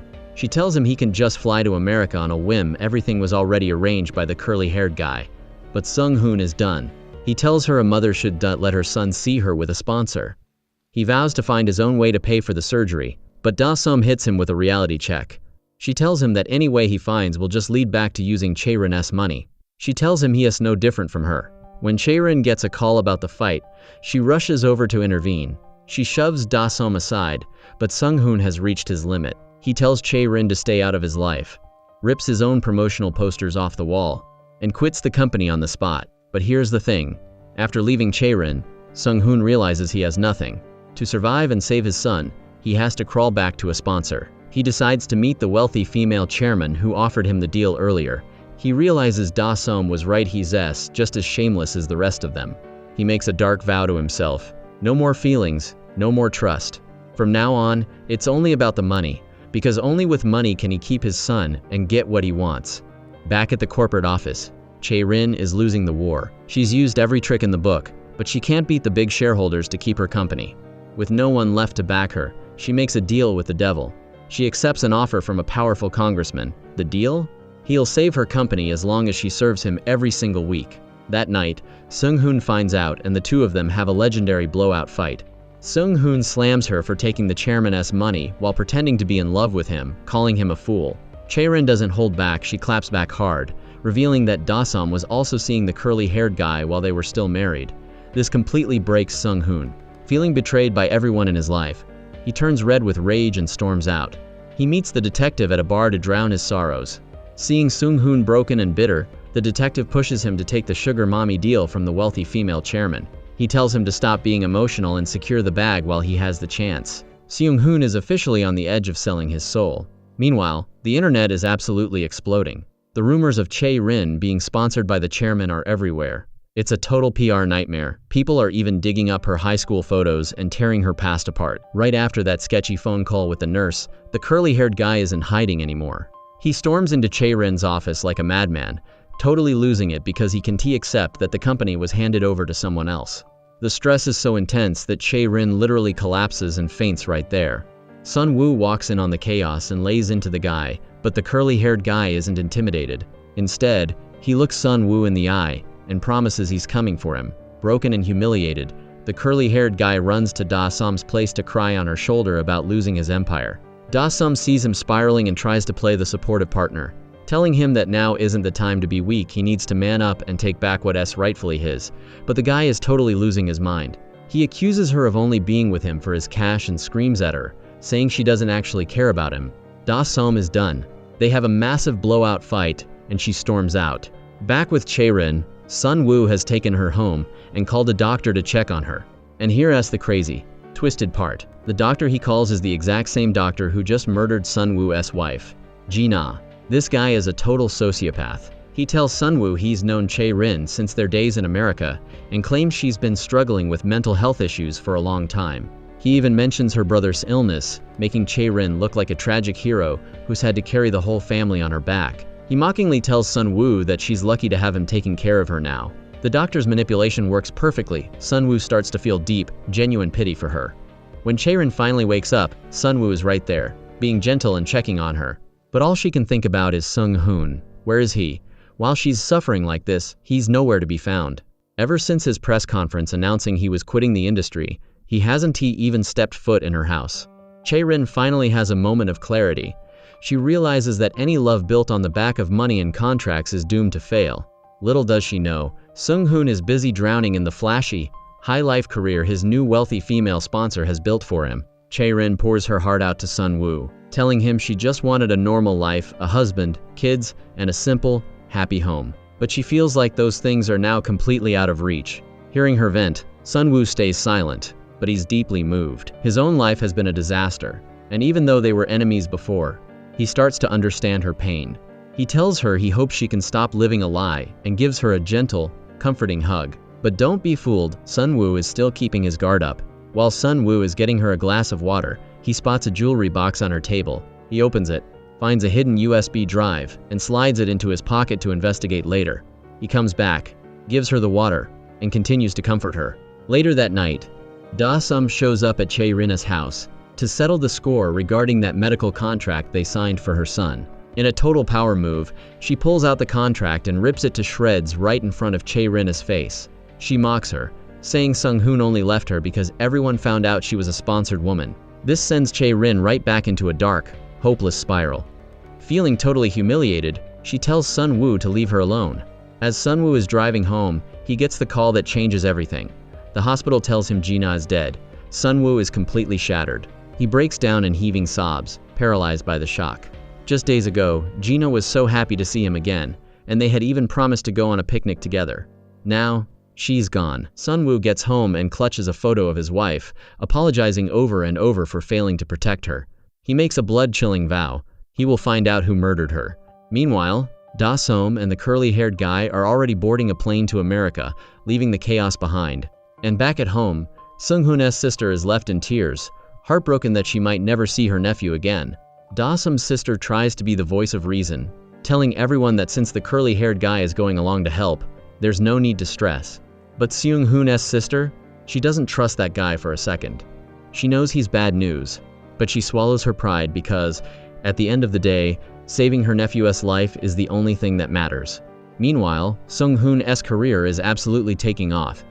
He's even started investing in Chae-rin's own company. The second Chae-rin hears about his business moves, she goes into full detective mode and sends her people to dig up everything they can on him. That night, Chae-rin walks into her house only to find Sung-hoon throwing a party with his colleagues, as if he owns the place.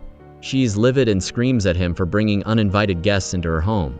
But Seung-hoon isn't the same man anymore. He has turned stone cold and isn't intimidated by her at all. He looks her in the eye and tells her that if she can't handle it, she should just set him free, otherwise, she'd better just shut up and deal with it. Chae-rin is stunned. She can't believe the sweet, obedient man she knew has transformed into this ruthless stranger who fears no one. But Sung-hoon takes it a step further, mocking her by saying that no matter how much he changes, he's still cleaner than her and her dirty sponsor money. Chae-rin snaps and slaps him hard across the face. But instead of backing down, Sung-hoon just gets meaner. To spite her, he tells his colleagues they aren't going anywhere and orders them to stay and drink all night long. Their relationship has officially turned toxic. They've gone from a happy couple to two people mentally torturing each other. Chae-rin's brother, Dong-min, is watching from the shadows, and his heart breaks for his sister. He's ready to go after Seung-hoon and settle the score, but Chae-rin stops him. She's already hanging by a thread and doesn't want any more chaos. The next day, Chae-rin meets up with her wealthy socialite circle and finally hears the news. Jina is dead. Chae-rin and Jina were friends back in their study abroad days in the U.S. And even though they hadn't seen each other much lately, Chae-rin still feels a pang of pity. One of the socialites whispers that the curly-haired guy might be behind the death. But Chae-rin? She's looking out for number one. As much as she feels for Jina, she knows saving her own skin is the priority. She's actually there to ask for a huge favor. One of the women gets the hint that Chae-rin needs a new sponsor and kicks the others out so they can talk business. She hands Chae-rin a hotel keycard for a powerful congressman. Chae-rin is ready to make the deal to sell her soul to this politician for his protection. But then, she remembers her night with Sun Woo. A moment of clarity hits her, and she realizes she doesn't want to repeat her past mistakes. She decides to bail on the meeting, leaving the congressman absolutely fuming. Over on Sun Woo's side, he is finally watching the footage from that USB he took from Chae-rin's house. He watches the attack on his father over and over, until he realizes the attacker's build and movements are a perfect match for Dong-min. He remembers Chae-rin mentioned her brother has a history of mental illness. Now he's wondering, was this all Chae-rin's master plan? The next day, Sun Woo confronts Chae-rin about his father's death. But Chae-rin tries to gaslight him, telling him to stop digging into the past and just focus on the future. She thinks he's weak and will never find the truth, but Sun Woo is done playing games. He looks her dead in the eye and tells her he's going to expose everything.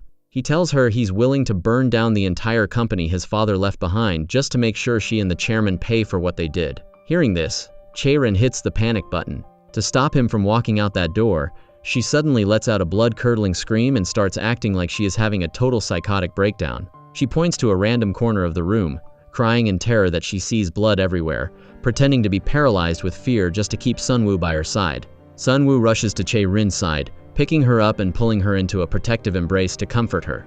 But as he holds her, Chae-rin's face changes behind his back. She has a look of pure, sinister cunning in her eyes. Sunwoo takes her home and even goes as far as to apologize for upsetting her earlier with his talk of revenge.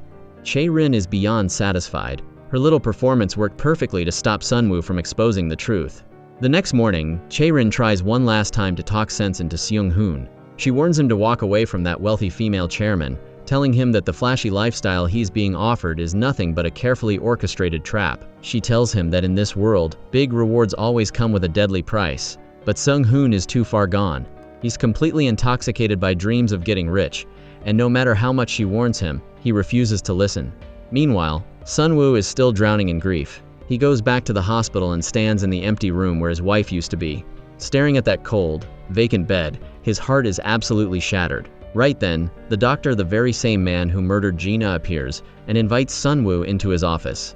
He puts on a mask of sympathy for Sunwoo's loss, but quickly pivots the conversation to Chae-rin. The doctor deliberately exaggerates Chae-rin's condition, making it sound like she is on the verge of a total breakdown and urging Sunwoo to stay by her side to care for her. Sunwoo thinks back to Chae-rin's recent panic attacks and starts to feel a deep wave of pity for her. But what he doesn't know is that it's all a setup. Chae-rin is actually in cahoots with the doctor. She's using him to feed Sunwoo lies so she can manipulate his sympathy and seduce him. After meeting the doctor, Chae-rin heads home only to find Seung-hoon lounging on her sofa like he owns the place. When she snaps at him that this is her house, Seung-hoon just looks at her with pure contempt. He asks, "How much is this place? I'll just buy it." He even goes so far as to mock her past as a sponsored woman. He tells her that while they were both sponsored, he's confident he's going to do it better than she ever did. This is the final straw for Chae-rin. She officially hits her breaking point and tells him she's done. She says as long as he pays the massive contract termination fee, he's free to go. Seung-hoon doesn't even blink. He tells her the wealthy chairman will be paying him soon, and he'll toss the money her way when it happens. Chae-rin is fuming but powerless, so she calls her detective and demands a full report on the chairman and Seung-hoon's recent schedule. The detective reveals that for the past few days, the chairman has been taking Seung-hoon to meet the most powerful people in the country, including major political players. Chae-rin lets out a cold laugh. She realizes exactly what's happening. Seung-hoon is being used as a human shield. These powerful elites are going to make their money and disappear, leaving Seung-hoon behind to take the fall and clean up the legal mess. She tells the detective to keep a close eye on them. Later that night, Chae-rin meets with the wealthy chairman and warns her not to put too much faith in Seung-hoon. She calls him incompetent, short-sighted, and a man who only knows how to live off someone else's cash. She argues that while she was also sponsored, it was just a stepping stone. Everything she built was through her own talent. But the chairman doesn't listen to a word Chae-rin says. As Chae-rin walks out, she tells her one last thing. She didn't get to the top just by luck. However, the chairman's real reason for ignoring Chae-rin isn't because she trusts Seung-hoon, it's because she views him as a disposable puppet. And just like Chae-rin predicted, the House of Cards collapses. The project has only been running for a few days when the wealthy chairman completely vanishes off the face of the earth. She's gone, and she took the money with her. Suddenly, a mob of angry investors storms Seung-hoon's office, screaming for their money back. Reality finally hits Seung-hoon like a freight train. He's been scammed. Frozen with shock and realization, he realizes he has nowhere to turn, except to the detective for a desperate chance at survival. The detective gives Seung-hoon some blunt advice: go ghost. He tells him that if he shows his face now, he'll be the one forced to take the fall for everything, and let's be real, he doesn't have a penny to pay back the investors. Seung-hoon listens and officially goes into hiding, living like a fugitive. Completely penniless and desperate, he can only sneak back to his sister's house under the cover of night just to beg for some pocket change. Meanwhile, the scandal starts blowing up in the news. The scale of the fraud is so massive and devastating that some victims, left in total despair, have actually taken their own lives. This turns a corporate scam into a high-stakes criminal case. Seung-hoon's sister, terrified for her brother, finds Chae-rin and literally drops to her knees, sobbing and begging her to save him. Chae-rin is torn. Part of her can stand to see him in this hopeless state, but the memory of how he treated her and the pain he caused is still fresh. She coldly rejects the sister, saying, "He brought this on himself." But as night falls, Chae-rin's cold front starts to melt. Memories of the old Sung-hoon, the one who was gentle and kind to her, start flooding back. She softens up and realizes she can just let him rot. The next day, Chae-rin huddles with her secretary and the detective to clean up Sung-hoon's mess. Their only play? Force the female chairman to take 100% of the responsibility. The detective warns them they have to move fast because the chairman is already liquidating her assets and getting ready to pull a disappearing act. We cut to the female chairman, frantically packing her bags. She's planning to flee the country and seek asylum in the UK. But just as she is about to make her escape, Chae-rin's wealthy socialite friend shows up, and she brought the police with her. The chairman is busted on the spot for massive fraud. It turns out, Chae-rin was the puppet master behind this sting operation all along. With nowhere else to go, Seung-hoon quietly slips into Chae-rin's office one last time. He looks defeated. He tells her he's going to handle this himself and doesn't want to drag her down with him. Then he disappears into the night. Chae-rin feels a wave of pity, but she's also fuming. She thinks he's incredibly naive and shallow for ignoring her warnings and walking straight into this trap. Terrified that he might do something permanent, she spends the entire night blowing up his phone, but he doesn't pick up once. Luckily, Seung-hoon hasn't done anything reckless, he's just laying low. The next morning, sitting on a public bench, he spots a newspaper headline. The female chairman has been arrested. A wave of relief washes over him, he's finally off the hook. Back at the office, Chae-rin realizes Seung-hoon was just too stupid for her world, so she officially shifts her sights back to her new target, Sunwoo. But before she can start her next seduction, a ghost from her past walks in. A man named Mai appears out of nowhere. The second Chae-rin sees him, she's paralyzed with fear. Even her brother, Dong-min, looks like he's seen a ghost. But Mai is eerily calm. He leans into Chae-rin's ear and whispers that if she ever needs money, she knows who to call. Overwhelmed with terror, Chae-rin breaks down in tears and screams at him to get the hell out of her office. Meanwhile, Seung-hoon's life has descended into the shadows. He's living a bleak existence, working random odd jobs just to survive. One day, while he's handing out flyers on a street corner, he runs into the detective again. The detective sees how far he's fallen and offers him a new gig, working as a male host serving wealthy women at a high-end bar. He pitches it as easy work for big money. With his tall build and superstar looks, Sung-hoon becomes an overnight sensation at the club. The wealthy ladies can't get enough of him. One of them, a socialite with short hair who already knew of his past fame, decides she wants him all to herself. After a wild party, she pulls Sung-hoon aside for a private meeting. She makes her intentions very clear. But before they start anything, she needs to know one thing. Are you and Chae-rin officially over? Because I don't share. Sung-hoon officially shuts down any rumors about Chae-rin, telling everyone that he is a free agent and doesn't belong to anyone right now. Meanwhile, there's a major shift. Da-sum is back in the country. She's finished her son's treatment in the U.S. and is finally home. The second Seung-hoon hears the news, he rushes to her place. Now that he's no longer under Chae-rin's thumb, he finally has the freedom to visit his son whenever he wants, no strings attached. As for the curly-haired guy and Da-sum, they were still going strong, if you can call it that. He's still playing the big shot sponsor, taking her on shopping sprees and recently buying her a high-end designer handbag. But Da-sum is broke. She doesn't need a bag. She needs cold, hard cash. She tries to pull a fast one by sneaking back to the store to return the bag, but her plan hits a wall. The staff tells her that since it was bought with the guy's credit card, they can only refund the money to his account. Just as Da-sum is panicking, the wealthy VIP lady, Chae-rin's friend, swoops in like a guardian angel. Because she's a top-tier VIP at the boutique, she snaps her fingers and forces the staff to give Da-sum the cash refund. Da-sum is beyond grateful, but the VIP lady has an agenda. She hands Da-sum her business card and drops some advice, saying it is a waste for a beautiful woman like her to rely on just one sponsor. She tells Da-sum to call her if she's ready to find someone bigger and better. But the drama doesn't stop there. The second the refund goes through, the curly-haired guy gets a notification on his phone. He storms over to find Da-sum, fuming that she de-flip his gift for cash. Da-sum doesn't even blink. She tells him she needed the money and that is that. Defeated and speechless, the guy storms out. Once he's gone, Da-sum stares at the VIP lady's business card. You can practically see the wheels turning in her head. She's ready to play the field. Back at the office, Chae-rin is drowning.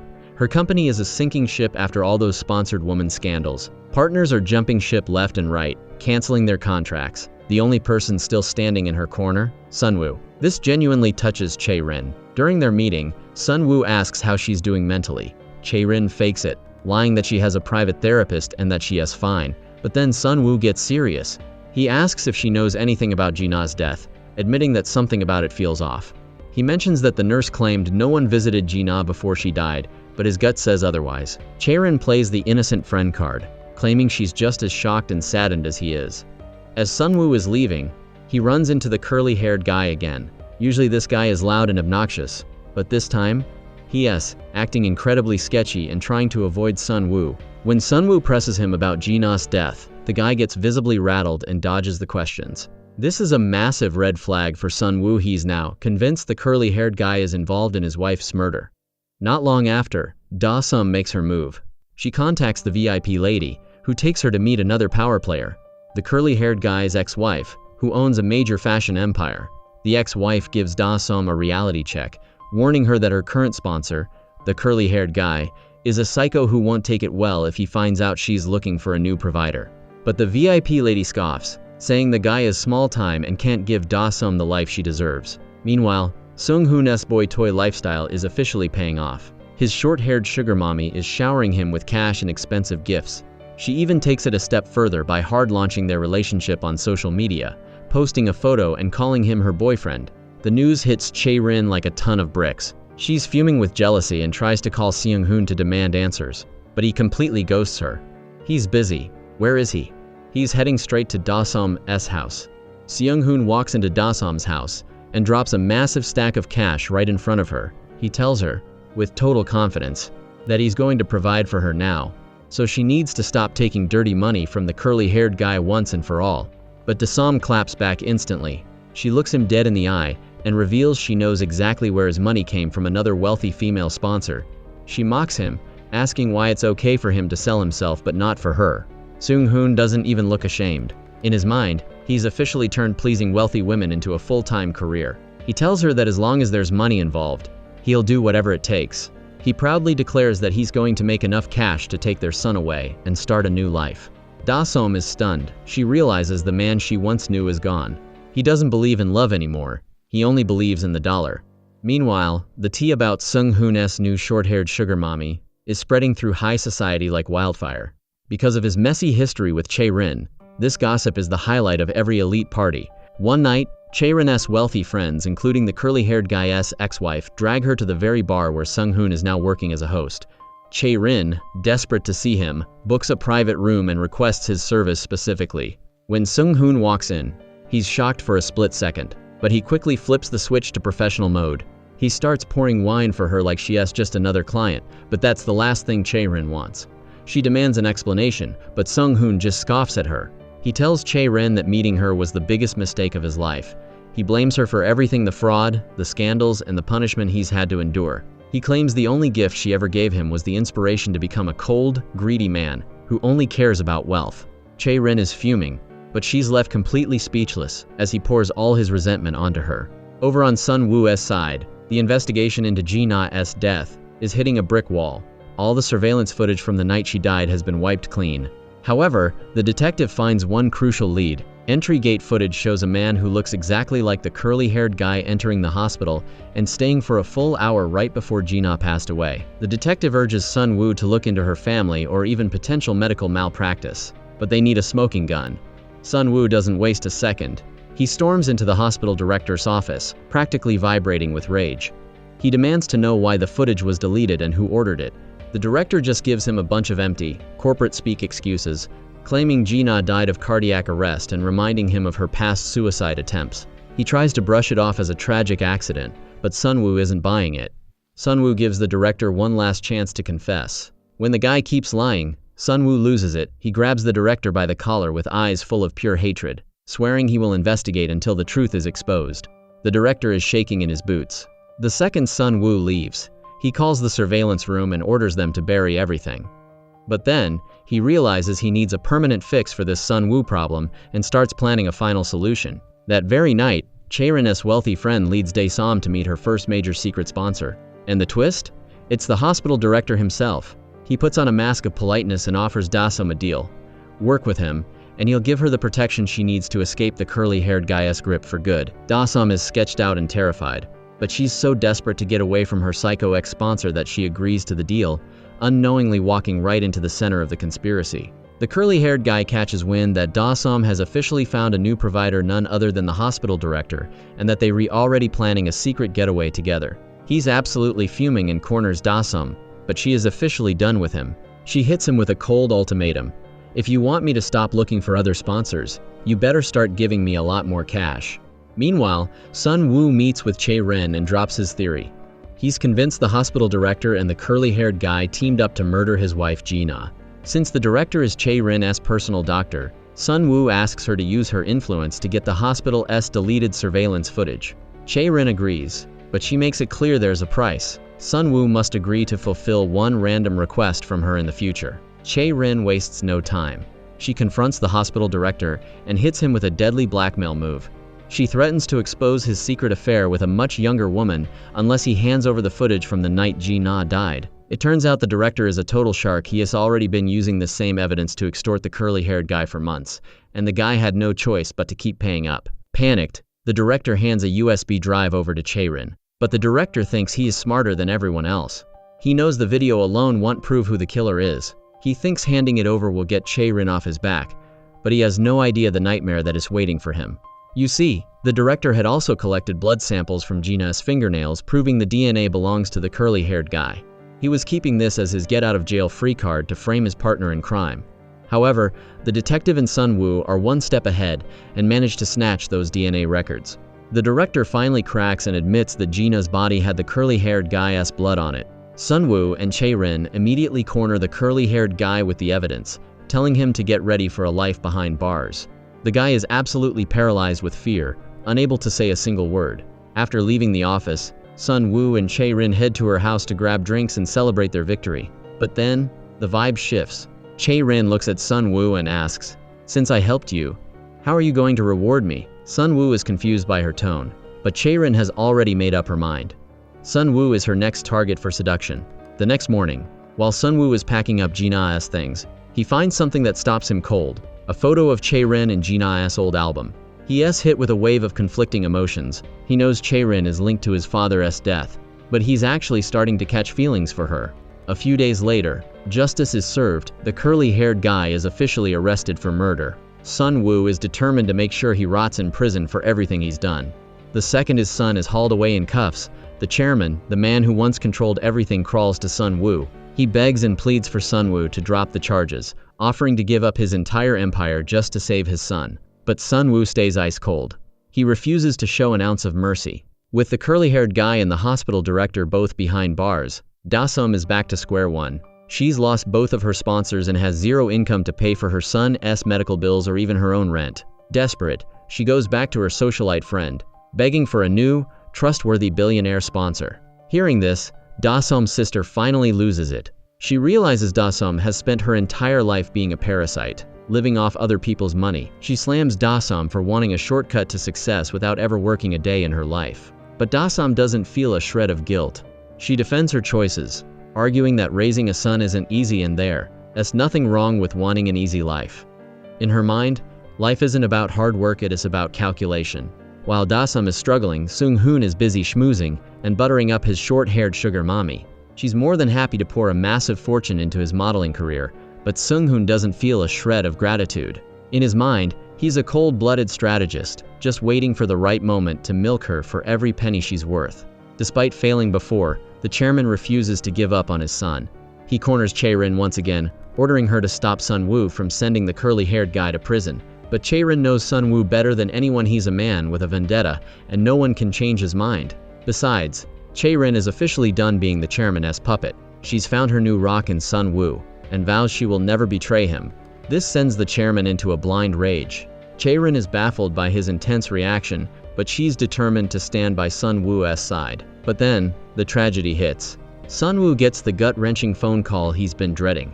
His father has passed away. The next day, Chae-rin stays by his side, helping him arrange the funeral. Sun Woo is absolutely consumed by guilt. He's heartbroken that he spent so much time chasing revenge that he forgot to spend time with the man who mattered most. He missed his last chance to say goodbye. Chae-rin doesn't say much, she just stays close, giving him the silent support he needs to get through the darkness. After the funeral, Sun Woo goes to Chae-rin's house for dinner. Chae-rin takes the opportunity to ask for his help. With the curly-haired guy in jail, her company is being torn apart by the public, and she can handle the heat alone.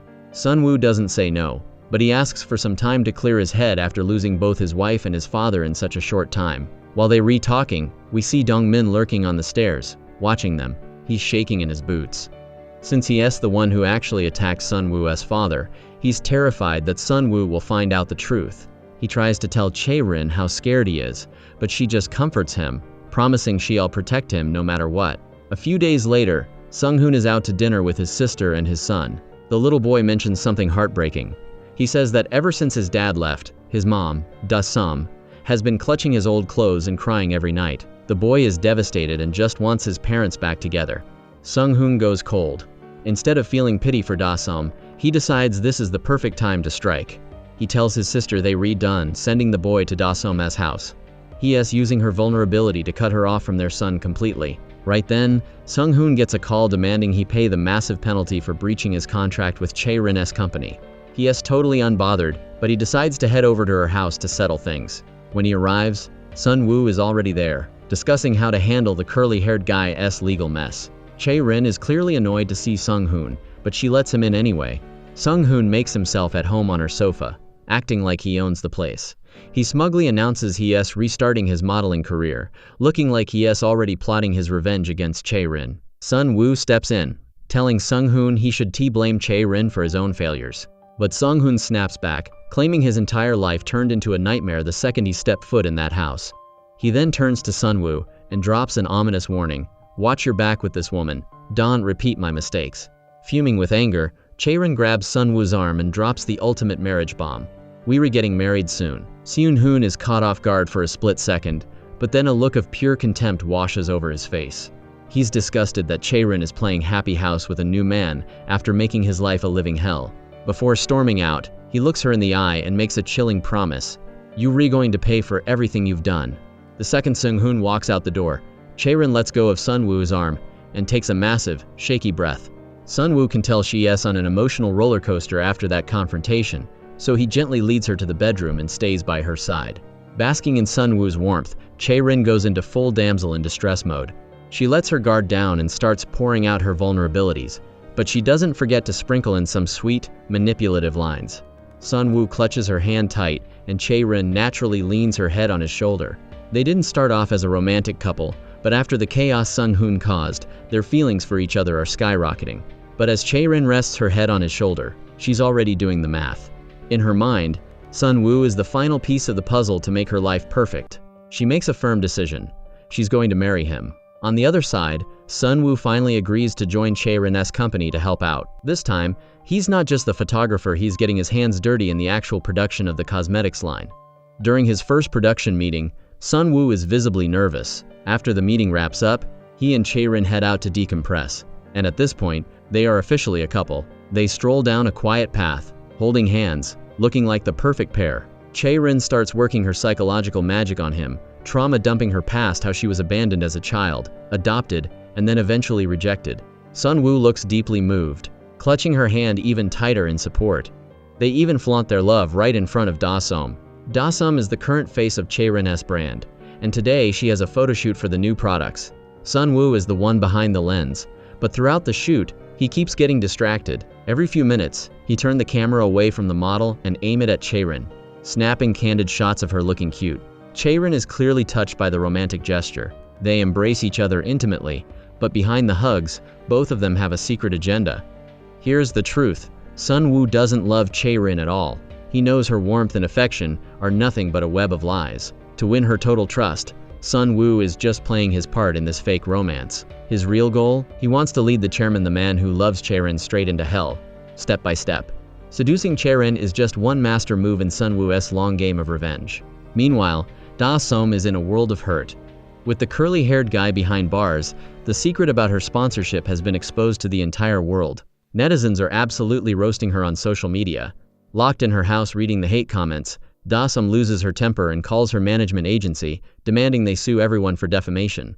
The agency sends over a lawyer, and it's none other than Michael, the man who makes Chae-rin and her brother shake with fear. Michael introduces himself as a prestigious lawyer who graduated from a top-tier university abroad and has made a killing in his career. Hearing about his success, Dasam's eyes light up.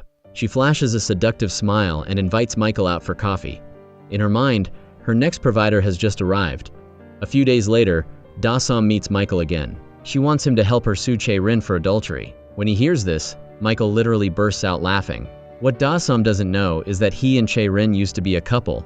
Michael realizes his reaction was a bit too much and quickly stops laughing before Dasam gets suspicious.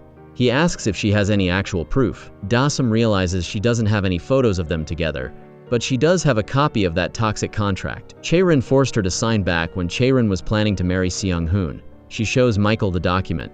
The terms are so restrictive and clear that it's actually a solid piece of evidence. Michael gives Dasam some cold, professional advice. He suggests they extort Chae-rin for $1 billion. He tells her to offer to let the whole thing slide if Chae-rin pays up. If she refuses, they use the power of the media to leak the scandal and destroy Chae-rin's reputation forever. But here is where the plot thickens. Michael pulls a total double-cross. Instead of going through with Dasam's plan, he runs straight back to Chae-rin and spills the tea on the extortion attempt. Chae-rin immediately summons Sun-woo and her brother, Dong-min, to figure out their next move. Dong-min, acting purely on impulse, suggests they countersue Dasam first, but Sun-woo has a much more tactical play. He suggests they officially announce their wedding. He wants to use a bigger news story to bury the scandal once and for all. The second Sun-woo mentions the marriage. Dong-min hits the panic button and sprints out of the office. Chae-rin knows why he simply can handle the psychological pressure of facing Sun-woo every single day knowing what he did. However, Chae-rin's ambition is cold as ice. To secure her own future and happiness, she has decided she is willing to sacrifice her own brother. The next day, the news of Sun-woo and Chae-rin's engagement hits the national news. Seeing this on TV sends the chairman into a state of total despair. He crawls to the wealthy socialite friend, begging for help. He is even willing to trade his own life just to stop those two from getting married.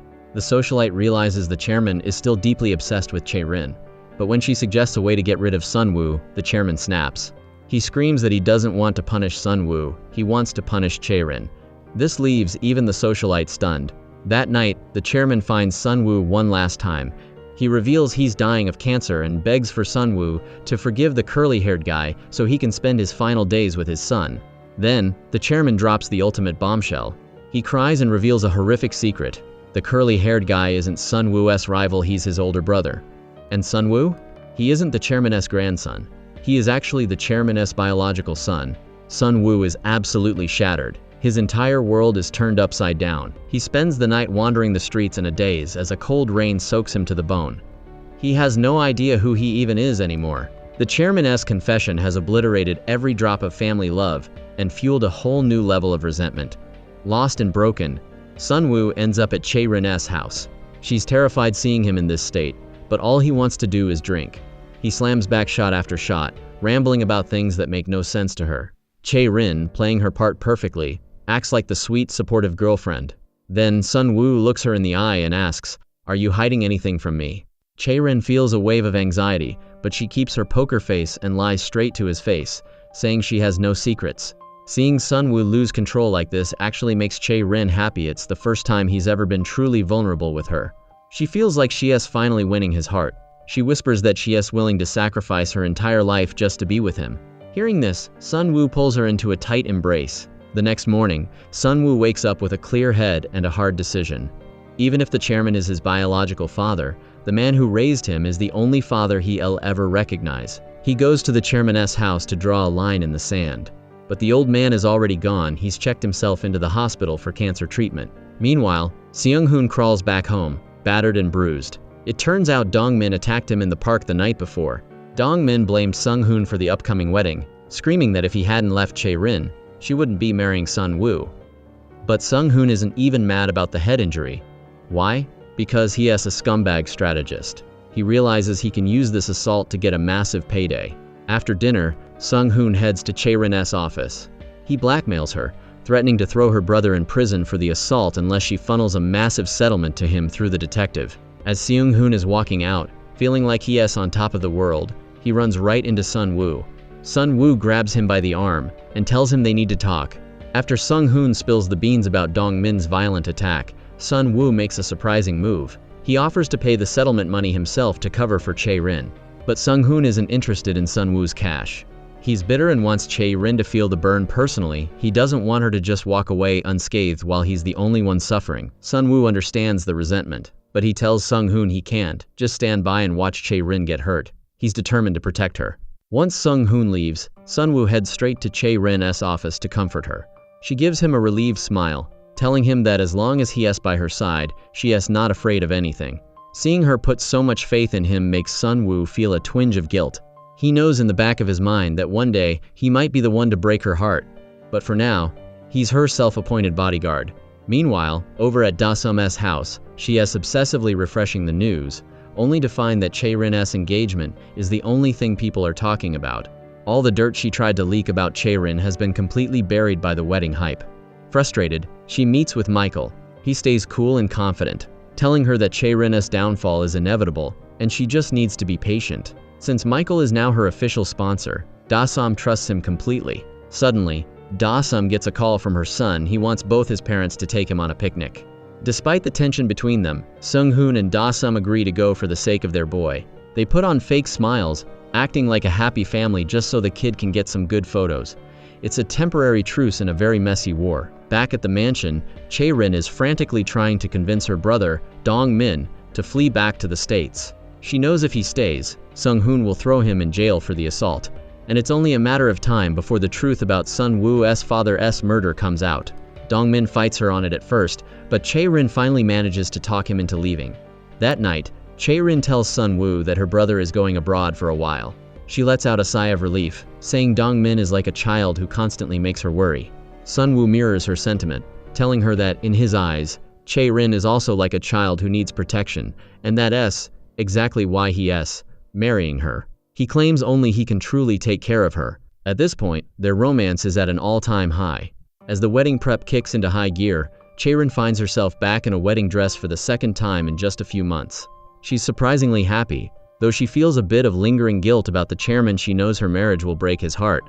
The curly-haired guy's ex-wife tells her not to stress and takes her on a massive shopping spree, paying for everything as an early wedding gift. But while Chae-rin is living the dream, Seung-hoon's world is falling apart again. He happens to overhear his short-haired sugar mommy talking to a friend on the phone.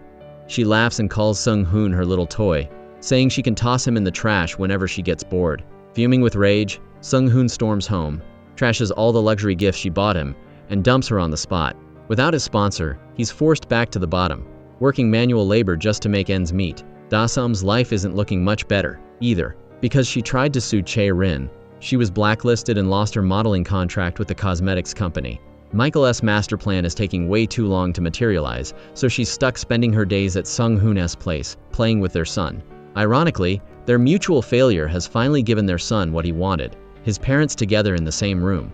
One afternoon, while the family is hanging out, Sung-hoon asks his sister to take the boy outside. He looks at Da-sum and says they need to talk, privately.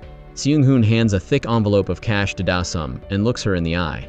He tells her firmly, "Stop looking for sponsors. I am going to work and make enough money to provide for our son myself." But Da-sum doesn't let him off that easily.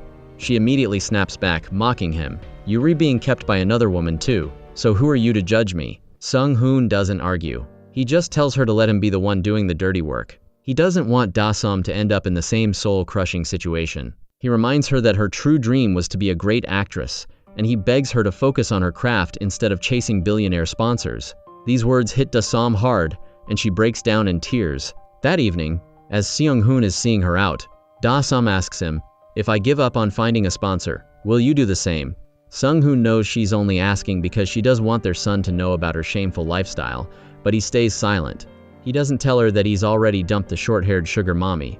Moved by their conversation, Sung-hoon decides to go back to his roots. He visits his old gym and asks his former colleagues to help him find a job. He's ready to start over as a trainer. Meanwhile, Chae-rin is sitting alone in her living room when a mysterious woman appears out of nowhere. She asks Chae-rin, "Do you really want Sun-woo?" Chae-rin realizes the truth. It's not really Sun-woo she wants, it's the dream. She craves a gentle husband, a beautiful child, and the white picket fence life she never had. The next day, Sun-woo meets with Da-sum to settle her lawsuit against Chae-rin once and for all. He asks her to name her price. Da-sum, always looking for a payday, doesn't hesitate. She demands 500 million won, about $375,000. As soon as the money hits her account, she takes Seung-hoon's sister and her son on a massive shopping spree at a luxury boutique. While she's spending the settlement money, Michael storms into Chae-rin's office with a warning that stops her heart. He tells her flat out, "You cannot marry Sun-woo." Chae-rin tries to argue, but Michael drops the ultimate nuclear bomb. He reveals that Sun-woo is actually the chairman's biological son and shows her the DNA evidence. Chae-rin is left in a state of total shock. That night, Sun-woo is ready to propose. He's got the ring, the flowers, and the perfect setup, but Chae-rin never shows up. She's at home, soaking in the bathtub, trying to escape reality. But as she closes her eyes, she has a terrifying hallucination. She sees Sun-woo trying to kill her, screaming at her, asking if she is the one who murdered his father. In a state of panic, she grabs a glass and smashes it over Sun-woo's head, watching him collapse into a pool of blood. Chae-rin wakes up gasping. It was just a nightmare, but the terror is very real. The next morning, she walks into her office to find a ghost from her past. The curly-haired guy is sitting on her sofa, looking smug as hell. It turns out, the chairman used his power to get him out of prison. He looks at Chae-rin and laughs, telling her the big secret: Sun-woo is my little brother. Chae-rin tries to keep her composure, telling him that no matter what happens, no one can threaten her anymore. Seeing he can de-break her, the curly-haired guy goes to find Sun-woo. He tries to act like they're family now and offers to reconcile. But Sun-woo isn't buying it. He can forgive the horrific things the guy did to his wife and his family. Sun-woo storms off in a fit of rage, but the real disaster is just beginning. A massive sponsor list from the entertainment industry is leaked online, and it's a total social media firestorm. Right there on the list is Da-som's name, and the reports say she didn't just have one sponsor, but many. Da-som is humiliated and broken. She stands in front of her sister and her son, sobbing uncontrollably. With her career in ruins, she has no idea how she can ever look her son in the eye again. Finally, Dong-min finds Chae-rin and begs her to run away to America with him. He's consumed by guilt, knowing he's the one who killed Sun-woo's father, and he can't hide from the truth anymore.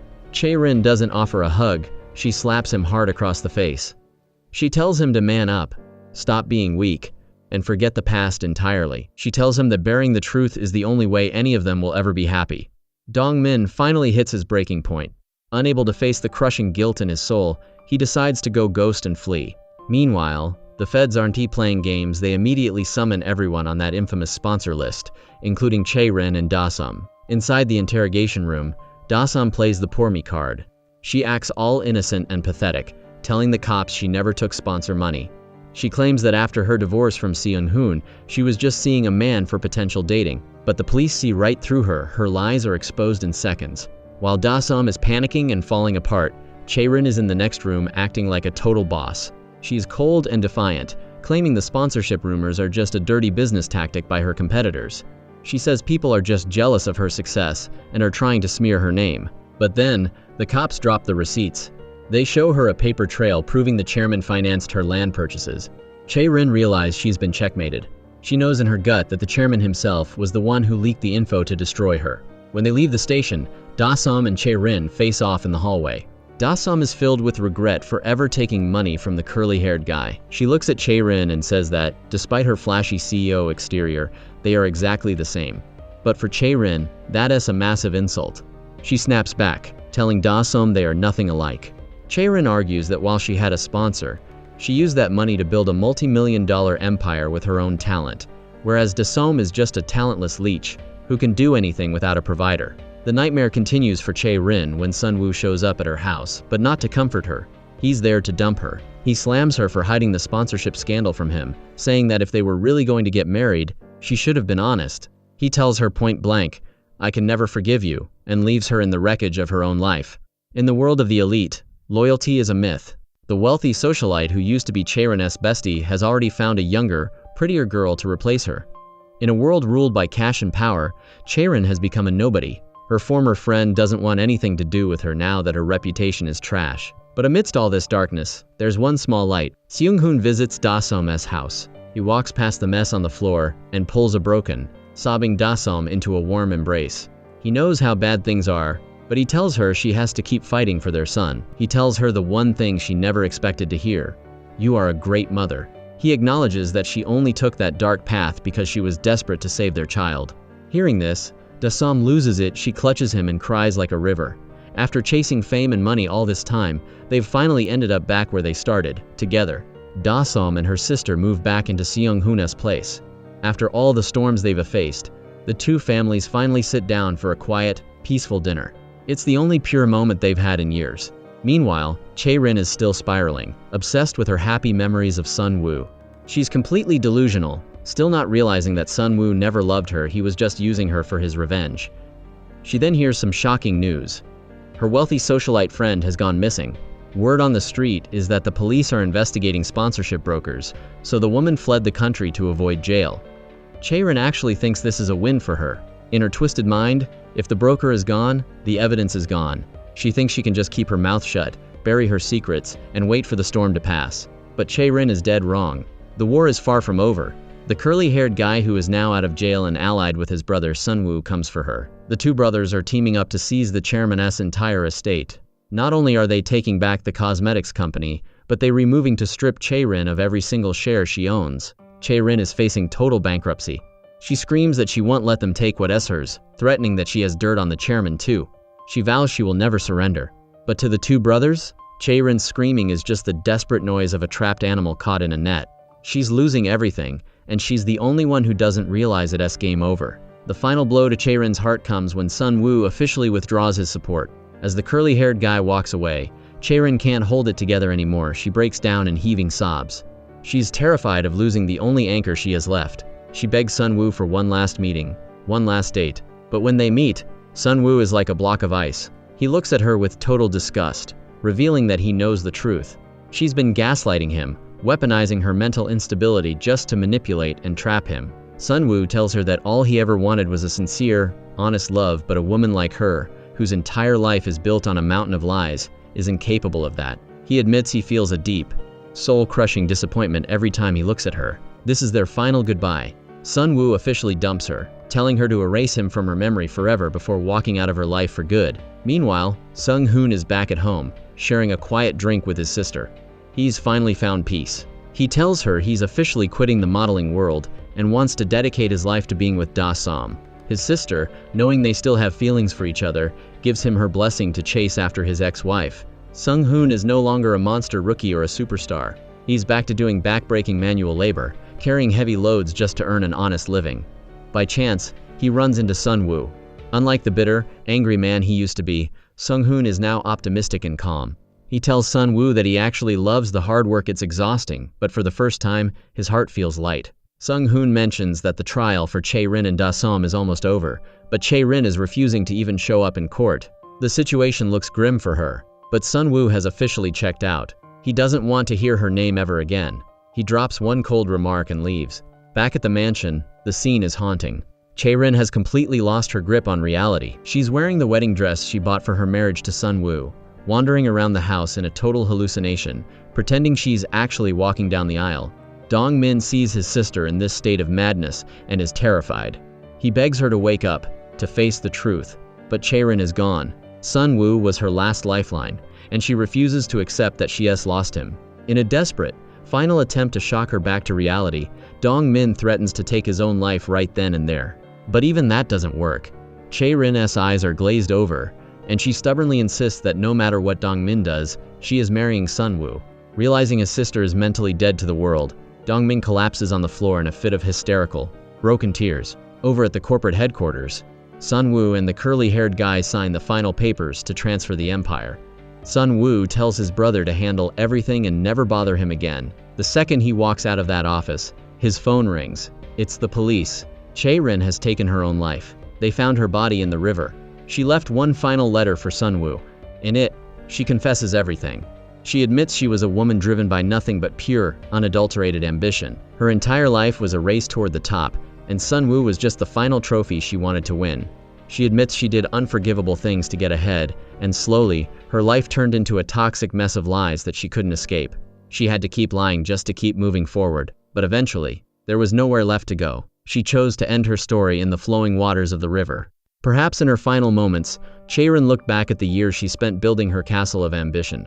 She almost had it all. She even had love, but in the end, it all vanished like smoke. Maybe, in this world, ambition is the ultimate curse. And that brings us to the end of this journey. Thank you so much for watching and following this story until the very end.